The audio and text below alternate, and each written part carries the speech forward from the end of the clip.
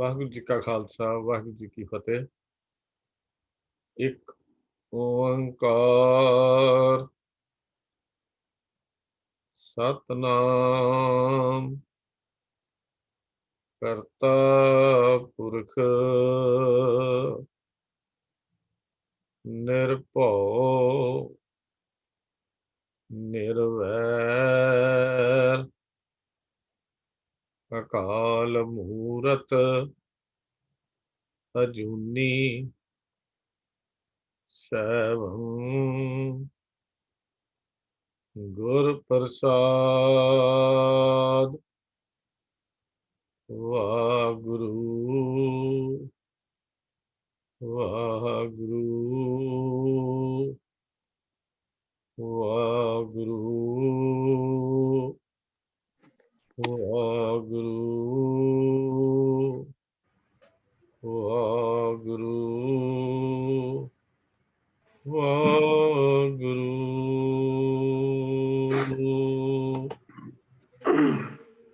ਸਨਮਾਨਯੋਗ ਗੁਰੂ ਸਵਾਰਿਓ, ਅੱਜ ਦੀ ਗੁਰਮਤਿ ਕਲਾਸ ਵਿੱਚ ਹਾਜ਼ਰੀ ਭਰ ਰਹੇ ਗੁਰੂ ਪਿਆਰਿਓ,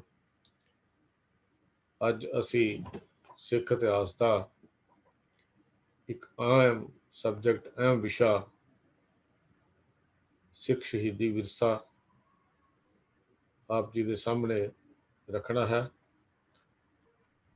ਕੌਮਾਂ ਦੇ ਆਪੋ ਆਪਣੇ ਤਿਉਹਾਰ ਹੁੰਦੇ ਹਨ ਔਰ ਕੌਮਾਂ ਬੜੀਆਂ ਉਤਸ਼ਾਹ ਦੇ ਨਾਲ ਉਹ ਤਿਉਹਾਰ ਮਨਾਉਂਦੀਆਂ ਨੇ।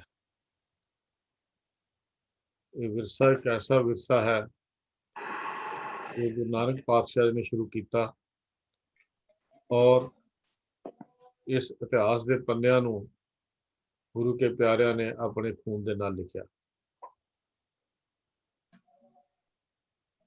ਅਨੰਦਪੁਰ ਸਾਹਿਬ ਜੀ ਦਾ ਕਿਲਾ ਖਾਲੀ ਕਰਕੇ ਕਲਗੀਧਰ ਪਾਤਸ਼ਾਹ ਜੀ ਦੇ ਨਾਲ 40 ਸਿੰਘ ਸਰਸਾ ਪਾਰ ਕਰਕੇ ਜਦੋਂ ਚਮਕੌਰ ਦੀ ਗੜੀ ਵਿੱਚ ਪਹੁੰਚੇ ਹਨ, ਉਹ ਇਤਿਹਾਸ ਔਰ ਸਰਹੰਦ ਦੀਆਂ ਖੂਨੀ ਉਹ ਦੀਵਾਰਾਂ ਦਾ ਇਤਿਹਾਸ ਉਹ ਆਪ ਜੀ ਦੇ ਨਾਲ ਅੱਜ ਵੀਰ ਮਨਮੋਹਨ ਸਿੰਘ ਜੀ ਸਾਡੇ ਸਾਹਮਣੇ ਰੱਖਣਗੇ। ਇਤਿਹਾਸ ਦੇ ਉਹ ਪੰਤਰੇ ਹਨ ਜਿਨ੍ਹਾਂ ਨੂੰ ਸੁਣ ਕੇ ਪੜ੍ਹ ਕੇ ਹਰ ਸਿੱਖ ਦੀ ਅੱਖ ਅੱਥਰੂ ਸੁੱਟਣ ਲਈ ਮਜਬੂਰ ਹੋ ਜਾਂਦੀ ਹੈ। ਐਸਾ ਇਤਿਹਾਸ ਹੈ। ਮੈਂ ਇੱਕ ਛੋਟੀ ਜਿਹੀ ਘਟਨਾ ਇਤਿਹਾਸ ਦੀ ਆਪ ਜੀ ਦੇ ਨਾਲ ਸਾਂਝੀ ਕਰਕੇ ਵੀਰ ਮਨਮੋਹਨ ਸਿੰਘ ਜੀ ਨੂੰ ਬੇਨਤੀ ਕਰਾਂਗਾ। ਡਾਕਟਰ ਜ਼ਾਕਿਰ ਹੁਸੈਨ ਭਾਰਤ ਦੇ ਮਰਹੂਮ ਰਾਸ਼ਟਰਪਤੀ ਨੇ ਕਲਗੀਧਰ ਪਾਤਸ਼ਾਹ ਦੇ ਜੀਵਨ ਤੇ ਲੈਕਚਰ ਕਰਨ ਲਈ ਪੰਜਾਬੀ ਯੂਨੀਵਰਸਿਟੀ ਪਟਿਆਲਾ ਜਾਣਾ ਸੀ। ਡਾਕਟਰ ਮੁਜੀਬ ਨੇ ਉਹਨਾਂ ਦੀ ਜੀਵਨੀ ਲਿਖੀ ਹੈ, ਉਹਦੇ ਵਿੱਚ ਉਹਨਾਂ ਨੇ ਇਹ ਘਟਨਾ ਦਾ ਵਰਣਨ ਕੀਤਾ ਹੈ। ਕਿਉਂਕਿ ਯੂਨੀਵਰਸਿਟੀ ਵਿਦਵਾਨਾਂ ਦਾ ਇਕੱਠ ਹੁੰਦਾ ਹੈ, ਪੜ੍ਹੇ ਲਿਖੇ ਸਰੋਤੇ ਹੁੰਦੇ ਹਨ। ਉਹਦੀ ਤਿਆਰੀ ਲਈ ਰਾਸ਼ਟਰਪਤੀ ਭਵਨ ਵਿੱਚ ਬੈਠ ਕੇ ਡਾਕਟਰ ਜ਼ਾਕਿਰ ਹੁਸੈਨ ਨੇ ਕਲਗੀਧਰ ਪਾਤਸ਼ਾਹ ਦੇ ਜੀਵਨ ਦੇ ਨਾਲ ਸੰਬੰਧਿਤ ਕਿਤਾਬਾਂ ਨੂੰ ਮੰਗਵਾਇਆ। ਕਾਗਜ਼ ਦਾ ਟੁਕੜਾ ਲਿਆ, ਪੇਪਰ ਦਾ, ਉਹਦੇ ਉੱਤੇ ਲਿਖਣਾ ਸ਼ੁਰੂ ਕੀਤਾ, ਨੁਕਤੇ ਨੋਟ ਕਰਨੇ ਸ਼ੁਰੂ ਕੀਤੇ। ਪਟਨਾ ਸਾਹਿਬ ਤੋਂ ਚੱਲੇ, ਬਚਪਨ ਦੇ 5 ਸਾਲ ਦਾ ਇਤਿਹਾਸ ਲਿਖਿਆ। ਅਨੰਦਪੁਰ ਦੀ ਧਰਤੀ ਤੇ 9 ਸਾਲ ਦੀ ਉਮਰ ਦਾ ਇਤਿਹਾਸ ਲਿਖਿਆ। ਸਾਹਮਣੇ ਪਿਤਾ ਗੁਰਦੇਵ ਗੁਰੂ ਤੇਗ ਬਹਾਦਰ ਸਾਹਿਬ ਦੀ ਔਰ ਗੁਰੂ ਕੇ ਪਿਆਰੇ ਸਿੱਖਾਂ ਦੀ ਸ਼ਹਾਦਤ ਨੂੰ ਪੜ੍ਹਿਆ। ਉਹ ਇਤਿਹਾਸ ਦੇ ਪੰਨਿਆਂ ਨੂੰ ਨੋਟ ਕੀਤਾ। ਚਲਦੀ ਚਲਦੀ ਦਾਸਤਾਨ ਅਨੰਦਪੁਰ ਦੀ ਧਰਤੀ ਤੇ ਪਹੁੰਚੀ। ਕੇਸਗੜ੍ਹ ਦੇ ਮੈਦਾਨ ਵਿੱਚ ਕਲਗੀਧਰ ਪਾਤਸ਼ਾਹ ਵੱਲੋਂ ਖਾਲਸੇ ਦੇ ਸ਼ਹੀਦਾਂ ਦਾ ਇਤਿਹਾਸ ਵੀ ਲਿਖਿਆ। ਉਸ ਤੋਂ ਬਾਅਦ ਅਨੰਦਪੁਰ ਦਾ ਕਿਲਾ ਖਾਲੀ ਕਰਨ ਦੀ ਦਾਸਤਾਨ ਆਈ। ਚਮਕੌਰ ਦੀ ਉਸ ਗੜੀ ਦੀਆਂ ਦਾ ਇਤਿਹਾਸ ਲਿਖਿਆ, ਜਿੱਥੇ ਲਖਤੇ ਜਿਗਰ ਅੱਖਾਂ ਦੇ ਸਾਹਮਣੇ ਟੁਕੜੇ ਹੁੰਦੇ ਕਲਗੀਧਰ ਪਾਤਸ਼ਾਹ ਨੇ ਵੇਖੇ ਹਨ। ਤੇ ਫਿਰ ਸਰਹੰਦ ਦੀਆਂ ਦੀਵਾਰਾਂ ਤੇ ਪਹੁੰਚੇ। ਇਤਿਹਾਸ ਪੜ੍ਹਦਿਆਂ ਪੜ੍ਹਦਿਆਂ ਕੁਝ ਲਿਖ ਰਹੇ ਸਨ ਕਿ ਅਚਾਨਕ ਪਾਣੀ ਦੀਆਂ ਬੂੰਦਾਂ ਉਸ ਕਾਗਜ਼ ਦੇ ਟੁਕੜੇ ਤੇ ਆ ਕੇ ਡਿੱਗ ਪਈਆਂ। ਹੈਰਾਨ ਹੋਏ। ਰਾਸ਼ਟਰਪਤੀ ਭਵਨ ਕੋਈ ਹੋਰ ਹੈ ਨਹੀਂ ਕਿ ਪਾਣੀ ਦੀ ਬੂੰਦਾਂ ਆਈਆਂ ਤੇ ਕਿੱਥੋਂ ਆਈਆਂ। ਇਹ ਸੋਚ ਵਿੱਚ ਆਪਣਾ ਹੱਥ ਜਦੋਂ ਐਨਕ ਨੂੰ ਉੱਤੇ ਗਿਆ, ਐਨਕ ਉਤਾਰੀ ਤਾਂ ਟਿਪ ਟਿਪ ਕਰਦਾ ਹੋਇਆ ਇਹ ਪਾਣੀ ਡਾਕਟਰ ਜ਼ਾਕਿਰ ਹੁਸੈਨ ਦੀ ਅੱਖਾਂ ਚੋਂ ਹੀ ਡਿੱਗ ਰਿਹਾ ਸੀ। ਇਹ ਐਸਾ ਇਤਿਹਾਸ ਹੈ ਜਿਹੜਾ ਗੈਰ ਸਿੱਖ ਨੂੰ ਵੀ ਅਥਰੂ ਸੁੱਟਣ ਤੇ ਮਜਬੂਰ ਕਰ ਦਿੰਦਾ ਹੈ। ਪਰ ਗੁਰੂ ਕੇ ਸਿੱਖੋ, ਮੈਨੂੰ ਲੱਗਦਾ ਹੈ ਸਾਡੀਆਂ ਅੱਖਾਂ ਸ਼ਾਇਦ ਪੱਥਰ ਦੀਆਂ ਬਣ ਚੁੱਕੀਆਂ ਹਨ। ਜਾਂ ਅਸੀਂ ਇਤਿਹਾਸ ਨੂੰ ਪੜ੍ਹਦੇ ਨਹੀਂ, ਜਾਂ ਸੁਣਦੇ ਨਹੀਂ, ਜਾਂ ਆਪਣੇ ਬੱਚਿਆਂ ਨੂੰ ਸੁਣਾਉਂਦੇ ਨਹੀਂ। ਹਰ ਸਾਲ ਸੁਣ ਕੇ ਪੜ੍ਹ ਕੇ ਇਤਿਹਾਸ ਵੀ ਸਾਡੇ ਮਨ 'ਚ ਕਦੀ ਐਸੀ ਚੋਟ ਨਹੀਂ ਵੱਜਦੀ ਜੋ ਕਿ ਗੈਰ ਸਿੱਖ ਦੇ ਚੋਟ ਤੇ ਵੱਜੀ ਸੀ। ਆਓ, ਹੋਰ ਸਮਾਂ ਨਾ ਲੈਂਦਾ ਹੋਇਆ ਮੈਂ ਬੇਨਤੀ ਕਰਾਂਗਾ ਵੀਰ ਮਨਮੋਹਨ ਸਿੰਘ ਜੀ, ਐਸੇ ਕਰੁਣਾਮਈ ਇਤਿਹਾਸ ਨੂੰ ਆਪਾਂ ਸਰਵਣ ਕਰੀਏ। ਸਰ ਮਨਮੋਹਨ ਸਿੰਘ ਜੀ, ਵਾਹਿਗੁਰੂ ਜੀ ਕਾ ਖਾਲਸਾ, ਵਾਹਿਗੁਰੂ ਜੀ ਕੀ ਫਤਿਹ। ਸਨਮਾਨਯੋਗ ਸਮੂਹ ਗੁਰਮੁਖ ਪਿਆਰਿਓ, ਅੱਜ ਦੀ ਕਲਾਸ ਦੀ ਹਾਜ਼ਰੀ ਭਰ ਰਹੇ ਵਾਹਿਗੁਰੂ ਜੀ ਕਾ ਖਾਲਸਾ, ਵਾਹਿਗੁਰੂ ਜੀ ਕੀ ਫਤਿਹ। ਜਿਵੇਂ ਵੀਰ ਜੀ ਨੇ ਆਪ ਜੀ ਨੂੰ ਭੂਮਿਕਾ ਦੇ ਵਿੱਚ ਦਰਸਾ ਦਿੱਤਾ ਕਿ ਅੱਜ ਅਸੀਂ ਉਸ ਮਹਾਨ ਤੇ ਉਹ ਮਹਾਨ ਪੰਨੇ ਮਨੁੱਖਤਾ ਦੇ ਇਤਿਹਾਸ ਦੇ ਅੰਦਰ ਉਹ ਮਹਾਨ ਕੁਰਬਾਨੀ, ਉਸ ਇਤਿਹਾਸ ਦਾ ਆਪ ਜੀ ਦੇ ਨਾਲ ਉਹਨਾਂ ਮਹਾਨ ਸ਼ਹੀਦਾਂ ਦਾ ਮਹਾਨ ਸ਼ਹੀਦ ਇਸ ਕਰਕੇ ਨਹੀਂ ਕਿ ਉਹ ਸਾਡੇ ਗੁਰੂ ਪਾਤਸ਼ਾਹ ਦੇ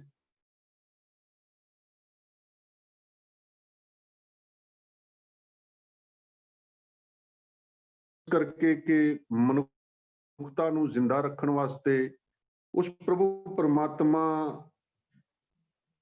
ਦੇ ਜੋ ਸਿਧਾਂਤ ਹਨ ਉਹਨਾਂ ਨੂੰ ਸੰਸਾਰ ਦੇ ਵਿੱਚ ਬੁਲੰਦ ਰੱਖਣ ਵਾਸਤੇ ਅਤੇ ਫਿਰ ਧਰਮ ਦੀ ਆਜ਼ਾਦੀ ਨੂੰ ਜ਼ਿੰਦਾ ਰੱਖਣ ਵਾਸਤੇ, ਇਸ ਦੇਸ਼ ਦੀ ਸੰਸਕ੍ਰਿਤੀ ਨੂੰ ਜ਼ਿੰਦਾ ਰੱਖਣ ਵਾਸਤੇ ਜੋ ਮਹਾਨ ਕੁਰਬਾਨੀ ਉਹਨਾਂ ਸ਼ਹੀਦਾਂ ਨੇ ਕੀਤੀ, ਉਸ ਦਾ ਸੰਸਾਰ ਦੇ ਕਿਸੇ ਇਤਿਹਾਸ ਦੇ ਅੰਦਰ ਕੋਈ ਸਾਨੀ ਨਹੀਂ। ਅੱਜ ਅਸੀਂ ਮਹਾਨ ਦਾਦੇ ਦੇ ਮਹਾਨ ਸ਼ਹੀਦ ਪੋਤੇ, ਦਾਦਾ ਵੀ ਸ਼ਹੀਦ ਨੇ, ਪੜਦਾਦਾ ਵੀ ਸ਼ਹੀਦ ਨੇ, ਪੋਤੇ ਵੀ ਸ਼ਹੀਦ ਨੇ, ਪਿਤਾ ਵੀ ਸ਼ਹੀਦ ਹੈ, ਅਤੇ ਨਾਲ ਗੁਰੂ ਪਾਤਸ਼ਾਹ ਦੀ ਅਕੀਦਤਮੰਦ ਸਿੱਖਾਂ ਦਾ ਇਤਿਹਾਸ ਆਪ ਜੀ ਦੇ ਨਾਲ ਮੈਂ ਸਾਂਝਾ ਕਰਨ ਦੀ ਮੇਰੀ ਜ਼ਿੰਮੇਵਾਰੀ ਲੱਗੀ ਹੈ।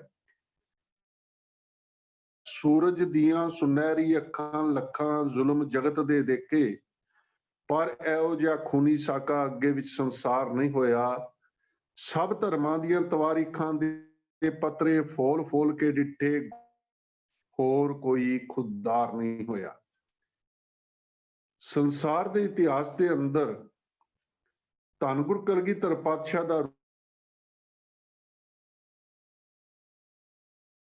ਤੇ ਕਿਸੇ ਪੰਨੇ ਦੇ ਉੱਤੇ ਵੀ ਉਹਨਾਂ ਦਾ ਸਾਨੀ ਨਹੀਂ ਲੱਭਦਾ, ਜਿਨ੍ਹਾਂ ਨੇ ਆਪਣਾ ਸਮੁੱਚਾ ਪਰਿਵਾਰ ਮਨੁੱਖਤਾ ਦੇ ਭਲੇ ਦੇ ਵਾਸਤੇ ਕੁਰਬਾਨ ਕੀਤਾ ਹੋਵੇ। ਅਤੇ ਫਿਰ 4 ਲਖਤੇ ਜਿਗਰ, 2 ਵੱਡੇ ਸਾਹਿਬਜ਼ਾਦੇ ਭਰ ਜਵਾਨੀ ਦੇ ਅੰਦਰ ਅਤੇ 2 ਛੋਟੇ ਸਾਹਿਬਜ਼ਾਦੇ ਜੋ ਬਚਪਨ ਦੇ ਅੰਦਰ ਹਨ, ਹਾਲਾਂਕਿ ਖੇਡਣ ਦੀ ਉਮਰ ਹੈ। ਬਿਰਧ ਮਾਤਾ 80 ਸਾਲ ਦੇ ਮਾਤਾ ਗੁਜਰ ਕੌਰ ਜੀ, ਆਪਣੇ ਪਿਤਾ ਗੁਰੂ ਤੇਗ ਬਹਾਦਰ ਅਤੇ ਅਨੇਕਾਂ ਹੀ ਅਕੀਦਤਮੰਦ ਸਿੱਖਾਂ ਨੂੰ ਸ਼ਹੀਦ ਕਰਵਾਉਣਾ ਇੱਕ ਬਹੁਤ ਵੱਡਾ ਇਤਿਹਾਸ ਦੇ ਅੰਦਰ ਪਰਉਪਕਾਰ ਹੈ ਮਨੁੱਖਤਾ ਦੇ ਵਾਸਤੇ। ਗੁਰੂ ਪਿਆਰ ਵਾਲਿਓ, ਜਦੋਂ ਅਸੀਂ ਇਤਿਹਾਸ ਦੇ ਗੁਰੂ ਪਾਤਸ਼ਾਹ ਮਹਾਨ ਕਿਉਂ ਨੇ, ਇਹ ਸਾਡਾ ਇਤਿਹਾਸ ਮਹਾਨ ਕਿਉਂ ਹੈ, ਸਾਡੇ ਸ਼ਹੀਦ ਮਹਾਨ ਕਿਉਂ ਨੇ, ਇਸ ਕਰਕੇ ਨਹੀਂ ਸਾਡੇ ਗੁਰੂ ਨੇ, ਇਸ ਕਰਕੇ ਨਹੀਂ ਸਾਡਾ ਇਤਿਹਾਸ ਹੈ। ਜਦੋਂ ਅਸੀਂ ਦੁਨੀਆ ਦੇ ਇਤਿਹਾਸ ਨੂੰ ਪੜ੍ਹਦੇ ਹਾਂ,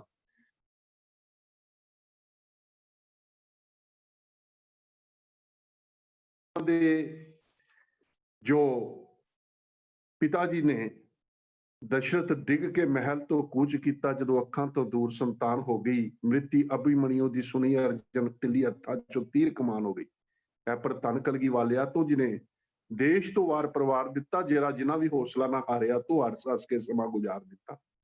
ਕ੍ਰਿਸ਼ਨ ਜੀ ਨੂੰ ਮਾਰਨ ਦਾ ਯਤਨ ਹੋਇਆ, ਅੱਧੀ ਰਾਤ ਪਿਤਾ ਨੇ ਟੋਕਰੇ ਦੇ ਵਿੱਚ ਪਾ ਕੇ ਜਮਨਾ ਪਾਰ ਕਰਕੇ ਦੂਰ ਜਾ ਕੇ ਆਪਣੇ ਬੱਚੇ ਨੂੰ ਬਚਾਉਣ ਦਾ ਯਤਨ ਕੀਤਾ। ਕੌਰਵਾਂ ਤੇ ਪਾਂਡਵਾਂ ਦੀ ਜੰਗ ਦੇ ਅੰਦਰ ਜਦੋਂ ਅਰਜਨ ਨੇ ਆਪਣੇ ਪੁੱਤਰ ਅਭਿਮਨਿਊ ਦੀ ਮੌਤ ਸੁਣੀ, ਤਾਂ ਉਹ ਮਹਾਨ ਯੋਧਾ ਜਿਹਨੂੰ ਇਤਿਹਾਸ ਮੰਨਦਾ ਹੈ, ਉਹਨੇ ਆਪਣੀ ਤੀਰ ਕਮਾਨ ਜੋ ਸੀ ਧਰਤੀ ਦੇ ਉੱਤੇ ਸੁੱਟ ਦਿੱਤੀ। ਕੌਰਵਾਂ ਦੇ ਗੁਰੂ ਨੂੰ ਜਦੋਂ ਇਹ ਪਤਾ ਲੱਗਾ ਕਿ ਮੇਰਾ ਪੁੱਤਰ ਮਾਰਿਆ ਗਿਆ, ਹਲਾ ਮਾਰਿਆ ਪੁੱਤਰ ਨਹੀਂ ਸੀ ਗਿਆ, ਹਾਥੀ ਮਰਿਆ ਸੀ। ਨਾ ਉਸਦਾ ਪੁੱਤਰ ਦੇ ਨਾਲ ਮਿਲਦਾ ਸੀ, ਉਹਨੇ ਵੀ ਹਥਿਆਰ ਸੁੱਟ ਦਿੱਤੇ। ਤੇ ਜਦੋਂ ਅਸੀਂ ਇਤਿਹਾਸ ਦੇ ਅੰਦਰ ਕ੍ਰਿਸਚੀਅਨਿਟੀ ਨੂੰ ਪੜ੍ਹਦੇ ਹਾਂ, ਜਿਹੜੇ ਅੱਜ ਵਿਸ਼ਵ ਦਾ ਸਭ ਤੋਂ ਵੱਡਾ ਗਿਣਤੀ ਪੱਖੋਂ ਧਰਮ ਹੈ, ਉਹਨਾਂ ਦੇ ਜਦੋਂ ਕ੍ਰਾਈਸਟ ਜੀ ਦਾ ਜਨਮ ਹੁੰਦਾ ਹੈ, ਹੈਰੋਦੇਸ ਸਮੇਂ ਦਾ ਬਾਦਸ਼ਾਹ ਹੈ, ਉਸਨੇ ਮਾਰਨ ਦਾ ਉਹਨਾਂ ਨੂੰ ਯਤਨ ਕੀਤਾ ਕਿ ਇਲਾਕੇ ਦੇ ਸਾਰੇ ਬੱਚੇ ਮਾਰ ਦਿੱਤੇ ਜਾਣ। ਤੇ ਪਿਤਾ ਕੁੱਛੜ ਵਿੱਚ ਛਪਾ ਕੇ ਮਾਂ ਉਸਦੀ ਨਾਲ ਜੰਡਾਂ ਬੂਟਿਆਂ ਬੀਆਬਾਨ ਜੰਗਲਾਂ ਚੋਂ ਲੰਘਦੀ ਆਪਣੇ ਬੱਚੇ ਨੂੰ ਬਚਾਉਣ ਦਾ ਯਤਨ ਕਰਦੇ ਹਨ। ਕਿਤੇ ਕਿਸੇ ਪੈਗੰਬਰ ਨੂੰ ਹੁਕਮ ਹੁੰਦਾ ਹੈ ਕਿ ਭਾਈ ਤੂੰ ਆਪਣੀ ਸਭ ਤੋਂ ਕੀਮਤੀ ਚੀਜ਼ ਖੁਦਾ ਦੇ ਸਾਹਮਣੇ ਕੁਰਬਾਨ ਕਰ। ਤੇ ਜਦੋਂ ਆਵਾਜ਼ ਆਈ ਪਈ ਇਹ ਜੋ ਦੁੰਬਾ ਹੈ, ਭੇਡ ਹੈ, ਇਹ ਸਭ ਤੋਂ ਕੀਮਤੀ ਨਹੀਂ, ਤੇਰੀ ਸਭ ਤੋਂ ਕੀਮਤੀ ਧਨ ਦੌਲਤ ਨਹੀਂ, ਤੇਰਾ ਪੁੱਤਰ ਹੈ, ਉਹਦੀ ਕੁਰਬਾਨੀ ਦੇ। ਤੇ ਕਹਿੰਦੇ ਨੇ ਫਿਰ ਅੱਖਾਂ ਦੇ ਉੱਤੇ ਪੱਟੀ ਬੰਨ ਲਈ। ਪਰ ਗੁਰੂ ਕਲਗੀਧਰ ਪਾਤਸ਼ਾਹ ਨੇ ਆਪਣੀਆਂ ਅੱਖਾਂ ਦੇ ਸਾਹਮਣੇ ਆਪਣਾ ਸਾਰਾ ਪਰਿਵਾਰ ਲੱਤੇ ਜਿਗਰ ਕੁਰਬਾਨ ਕਰਵਾਏ ਨੇ। ਵੀਰ ਜੀ ਨੇ ਭੂਮਿਕਾ ਬੱਧੀ ਸੀ ਕਿ ਗੁਰੂ ਪਾਤਸ਼ਾਹ ਗੁਰੂ ਤੇਗ ਬਹਾਦਰ ਪਾਤਸ਼ਾਹ ਨੇ ਇਸ ਭਾਰਤ ਵਰਸ਼ ਦੀ ਸੰਸਕ੍ਰਿਤੀ ਵਾਸਤੇ, ਇਸ ਦੇਸ਼ ਦੀ ਆਜ਼ਾਦੀ ਵਾਸਤੇ, ਧਰਮ ਨੂੰ ਜ਼ਿੰਦਾ ਰੱਖਣ ਵਾਸਤੇ ਪ੍ਰਗਟ ਭਏ ਗੁਰੂ ਤੇਗ ਬਹਾਦਰ ਸਗਲ ਸ੍ਰਿਸ਼ਟ ਪੈ ਢਾਪੀ ਚਾਦਰ, ਧਰਮ ਨੂੰ ਜ਼ਿੰਦਾ ਰੱਖਣ ਵਾਸਤੇ ਆਪਣੀ ਕੁਰਬਾਨੀ ਜੋ ਕੀਤੀ। ਪਰ ਭਾਰਤ ਵਰਸ਼ ਦੇ ਰਗਾਂ ਦੇ ਅੰਦਰ ਜੋ ਨਮਕ ਹਰਾਮੀ ਸੀ ਉਹ ਫੇਰ ਉਜਾਗਰ ਹੋ ਗਈ। ਔਰੰਗਜ਼ੇਬ ਭਾਰਤ ਵਰਸ਼ ਦਾ ਬਾਦਸ਼ਾਹ ਹੈ, ਅੱਤ ਦਾ ਜ਼ਾਲਮ ਹੈ, ਇਤਨਾ ਜ਼ਾਲਮ ਹੈ ਕਿ ਆਪਣੇ ਪਿਤਾ ਨੂੰ ਕੈਦ ਕੀਤਾ ਹੈ, ਭਰਾਵਾਂ ਨੂੰ ਕਤਲ ਕੀਤਾ ਹੈ। ਦੱਸਿਆ ਜਾਂਦਾ ਇਤਿਹਾਸ ਦੇ ਅੰਦਰ ਕਿ ਜਦੋਂ ਪਹਿਲੀ ਈਦ ਉਹਨੇ ਤਖਤ ਤੇ ਬੈਠ ਕੇ ਬਣਾਈ, ਆਪਣੇ ਪਿਤਾ ਨੂੰ ਇੱਕ ਤੋਹਫਾ ਭੇਜਿਆ। ਪਿਤਾ ਨੇ ਸੋਚਿਆ ਪੁੱਤਰ ਅੱਜ ਬਾਦਸ਼ਾਹ ਬਣ ਗਿਆ, ਸ਼ਾਇਦ ਈਦ ਜੋ ਇੱਕ ਸੁਨੇਹਾ ਦਿੰਦੀ ਹੈ ਕਿ ਦੁਸ਼ਮਣ ਨੂੰ ਵੀ ਗਲੇ ਲਗਾ ਲਓ, ਮੇਰੇ ਵਾਸਤੇ ਕੋਈ ਤੋਹਫਾ ਭੇਜਿਆ ਹੋਵੇਗਾ। ਜਦੋਂ ਉੱਤੋਂ ਦੀ ਥਾਲ ਤੋਂ ਦੁਸ਼ਾਲਾ ਚੁੱਕਿਆ, ਔਰੰਗਜ਼ੇਬ ਨੇ ਆਪਣੇ ਵੱਡੇ ਭਰਾ ਦਾ ਸਿਰ ਕਲਮ ਕਰਕੇ ਆਪਣੇ ਪਿਤਾ ਨੂੰ ਭੇਟ ਕੀਤਾ ਸੀ। ਇਤਿਹਾਸ ਦੇ ਅੰਦਰ ਗਵਾਹੀ ਲੱਭਦੀ ਹੈ ਕਿ ਇਤਨਾ ਜ਼ਾਲਮ ਬਾਦਸ਼ਾਹ ਸੀ ਕਿ ਉਸ ਨੂੰ ਸ਼ਾਹਜਹਾਨ ਨੇ ਇੱਕ ਖਤ ਲਿਖਿਆ, ਬੇਟਾ ਮੈਨੂੰ ਪਾਣੀ ਦੇ, ਮੈਂ ਭਾਰਤ ਵਰਸ਼ ਦਾ ਬਾਦਸ਼ਾਹ ਸਾਂ, ਮੇਰੇ ਕੋਲ ਘੋੜਸਵਾਰ ਸਨ, ਮੈਂ ਤਖਤ ਦਾ ਮਾਲਕ ਸਾਂ, ਮੈਨੂੰ ਪਾਣੀ ਤੋਂ ਬਿਨਾਂ ਤੜਪਾ ਕੇ ਮਾਰ ਰਿਹਾ, ਮੈਨੂੰ ਪਾਣੀ ਦੇ। ਤੇ ਫਿਰ ਜਦੋਂ ਪਿਤਾ ਨੇ ਉਸਨੂੰ ਇਹ ਚਿੱਠੀ ਲਿਖੀ, ਤੇ ਫਿਰ ਪਿਤਾ ਨੂੰ ਉਹ ਚਿੱਠੀ ਲਿਖਦਾ ਹੈ ਕਿ ਮੇਰੇ ਪਿਤਾ ਤੂੰ ਇੱਕ ਗੱਲ ਕਰ। ਪਿਤਾ ਲਿਖਦਾ ਹੈ, ਬਾਬਾਏ ਮੈਨੂੰ ਬਹਾਦਰ ਮੈਨੂੰ ਦਿਲੋ ਰੋਜ਼ ਲੱਖ ਸਵਾਰ ਬੁੱਧਮ ਇਮਰੋਜ਼ ਮੁਹਤਾਜ ਯਕ ਆਸਾਇਬ, ਕਿ ਮੈਂ ਕੱਲ ਇਸ ਭਾਰਤ ਵਰਸ਼ ਦਾ ਬਾਦਸ਼ਾਹ ਸਾਂ, ਪਰ ਅੱਜ ਮੈਂ ਇੱਕ ਪਾਣੀ ਦੇ ਪਿਆਲੇ ਵਾਸਤੇ ਤੜਪ ਕੇ ਮਰ ਰਿਹਾ ਹਾਂ। ਤੇ ਪੁੱਤਰ ਕਹਿੰਦਾ, ਪਿਤਾ ਇਸ ਸਿਆਹੀ ਨੂੰ ਜ਼ਾਇਆ ਨਾ ਕਰ, ਇਸ ਨੂੰ ਬਚਾ ਕੇ ਰੱਖ, ਮੂਰਖਤਾ ਦੀ ਇਹ ਜੋ ਤੇਰੀ ਹਰਕਤ ਹੈ ਇਹਨੂੰ ਬੰਦ ਕਰ। ਜਿਸ ਦਿਨ ਤੈਨੂੰ ਇਹ ਯਕੀਨ ਹੋ ਜਾਵੇ ਕਿ ਤੇਰੇ ਸਵਾਸ ਨਿਕਲਣ ਲੱਗੇ ਨੇ ਪਿਆਸ ਨਾਲ ਤੜਪ ਕੇ, ਉਸ ਵੇਲੇ ਇੱਕ ਸਿਆਹੀ ਦਾ ਘੁੱਟ ਭਰ ਕੇ ਆਪਣੀ ਜ਼ਿੰਦਗੀ ਨੂੰ ਥੋੜਾ ਜਿਹਾ ਲੰਮੇਰਾ ਕਰ ਲਵੀਂ। ਇਸ ਚਿੱਠੀ ਨੂੰ ਪੜ੍ਹ ਕੇ, ਸਣੇ ਨੂੰ ਸੁਣ ਕੇ, ਉਸ ਵੇਲੇ ਔਰੰਗਜ਼ੇਬ ਨੂੰ ਸ਼ਾਹਜਹਾਨ ਨੇ ਇੱਕ ਗੱਲ ਕਹੀ ਸੀ, ਆਫਰੀਨ ਬਾਦ ਹਿੰਦੂਆਂ ਹਰਬਾਬ ਕਿ ਮੁਰਦਾ ਰਾਹ में दिहंद दाए में आब ऐ पिसर तू अजब मुसलमानी के जिंदा जानबाब ना रसानी। ਐ ਮੇਰੇ ਬੇਟਾ, ਮੈਂ ਹਿੰਦੂਆਂ ਨੂੰ ਆਫਰੀਨ ਕਹਿੰਦਾ ਹਾਂ, ਮਰਿਆਂ ਦੇ ਪਿੱਛੇ ਪਾਣੀ ਦਿੰਦੇ ਨੇ ਇਸ ਆਸ ਦੇ ਨਾਲ ਕਿ ਸਾਡੇ ਪਿਤਰਾਂ ਨੂੰ ਪਾਣੀ ਲੱਭੇਗਾ, ਪਰ ਤੂੰ ਕਮਾਲ ਦਾ ਮੇਰਾ ਪੁੱਤਰ ਹੈ, ਦੀਨ ਦਾ ਰਖਵਾਲਾ ਕਹਿੰਦਾ ਹੈ ਕਿ ਮੈਂ ਇਸਲਾਮ ਦੀ ਖਿਦਮਤ ਕਰ ਰਿਹਾ ਹਾਂ। ਐ ਪਿਸਰ ਤੂੰ ਅਜਬ ਮੁਸਲਮਾਨੀ, ਅਜੀਬ ਦਾ ਮੁਸਲਮਾਨ ਹੈ ਕਿ ਜ਼ਿੰਦਾ ਜਾਨਬਾਬ ਨਾ ਰਸਾਨੀ, ਤੂੰ ਮੈਨੂੰ ਜ਼ਿੰਦੇ ਪਿਤਾ ਵਾਲੇ ਪਾਸੇ ਪਾਣੀ ਜੋ ਹੈ ਨਹੀਂ ਦੇ ਰਿਹਾ। ਇਤਨਾ ਜ਼ਾਲਮ ਬਾਦਸ਼ਾਹ ਭਾਰਤ ਵਰਸ਼ ਦਾ ਬਾਦਸ਼ਾਹ ਸੀ ਉਸ ਵੇਲੇ ਔਰੰਗਜ਼ੇਬ। ਗੁਰੂ ਪਿਆਰ ਵਾਲਿਓ, ਮੈਂ ਹੋਰ ਇਤਿਹਾਸ ਵਾਲੇ ਪਾਸੇ ਨਾ ਜਾ, ਲੰਮਾ ਸਮਾਂ ਭਾਰਤ ਵਰਸ਼ ਦੇ ਪਹਾੜੀ ਰਾਜੇ ਜਿਨ੍ਹਾਂ ਵਾਸਤੇ ਕੁਰਬਾਨੀ ਗੁਰੂ ਪਾਤਸ਼ਾਹ ਨੇ ਕੀਤੀ, ਸਮੇਂ ਦੀ ਮੁਗਲ ਸਲਤਨਤ ਦੇ ਨਾਲ ਮਿਲੇ ਨੇ ਅਤੇ ਅਨੰਦਪੁਰ ਸਾਹਿਬ ਨੂੰ ਘੇਰਾ ਹੋ ਗਿਆ ਹੈ। ਇੱਕ ਲੰਮਾ ਸਮਾਂ ਘੇਰਾ ਚੱਲਿਆ, ਯੁੱਧ ਨੀਤੀ ਹੋਇਆ ਕਰਦੀ ਹੈ ਕਿ ਜਦੋਂ ਕਿਸੇ ਕਿਲੇ ਨੂੰ ਘੇਰਾ ਪਾ ਲਿਆ ਜਾਵੇ, ਉਹਦੇ ਸਾਰੇ ਰਸਤੇ ਬੰਦ ਕੀਤੇ ਜਾਂਦੇ ਨੇ, ਉਹਦੀ ਰਸਤ ਪਾਣੀ ਰੋਕਣ ਦਾ ਯਤਨ ਕੀਤਾ ਜਾਂਦਾ ਹੈ। ਅਨੰਦਪੁਰ ਵੱਲ ਆਉਣ ਵਾਲੇ ਸਾਰੇ ਸੋਮੇ ਜੋ ਨੇ ਬੰਦ ਕਰ ਦਿੱਤੇ ਗਏ ਨੇ। ਲੰਮਾ ਚਿਰ ਜੋ ਹੈ ਘੇਰਾ ਹੈ ਤੇ ਸਿੰਘ ਜੋ ਨੇ ਉਸ ਘੇਰੇ ਦੇ ਅੰਦਰ ਬੰਦ ਨੇ। ਰਸਤ ਪਾਣੀ ਮੁੱਕ ਗਿਆ, ਚੜ੍ਹਦੀ ਕਲਾ ਹੈ। ਇੱਥੇ ਤੱਕ ਦੱਸਿਆ ਜਾਂਦਾ ਹੈ ਕਿ ਜੋ ਘੋੜੇ ਨੇ ਉਹ ਵੀ ਜੋ ਨੇ ਹੁਣ ਨਿਰਬਲ ਹੋ ਰਹੇ ਨੇ, ਕਮਜ਼ੋਰ ਪੈ ਰਹੇ ਨੇ। ਤੇ ਫਿਰ ਆਖਰ ਵਿਉਂਤਬੰਦੀ ਨਾਲ, ਜਿਵੇਂ ਜਿਵੇਂ ਅਸੀਂ ਇਤਿਹਾਸ ਦੇ ਵਿੱਚ ਅੱਜ ਦਿਨ ਤੱਕ ਸੁਣਿਆ ਹੈ ਕਿ ਸਰਕਾਰ ਦਾ ਨੱਕ ਬਚ ਜਾਵੇ, ਜਿਵੇਂ ਅੱਜ ਵੀ ਅਸੀਂ ਦੇਖ ਰਹੇ ਹਾਂ, ਭਾਈ ਸਾਰਾ ਕੁਝ ਅਸੀਂ ਕੱਢ ਲਾਂਗੇ, ਸਿਰਫ ਇਹ ਕੰਮ ਨਹੀਂ ਹੋ ਸਕਦਾ ਕਿਉਂਕਿ ਸਰਕਾਰ ਦਾ ਨੱਕ ਬਚਾਉਣਾ ਹੈ।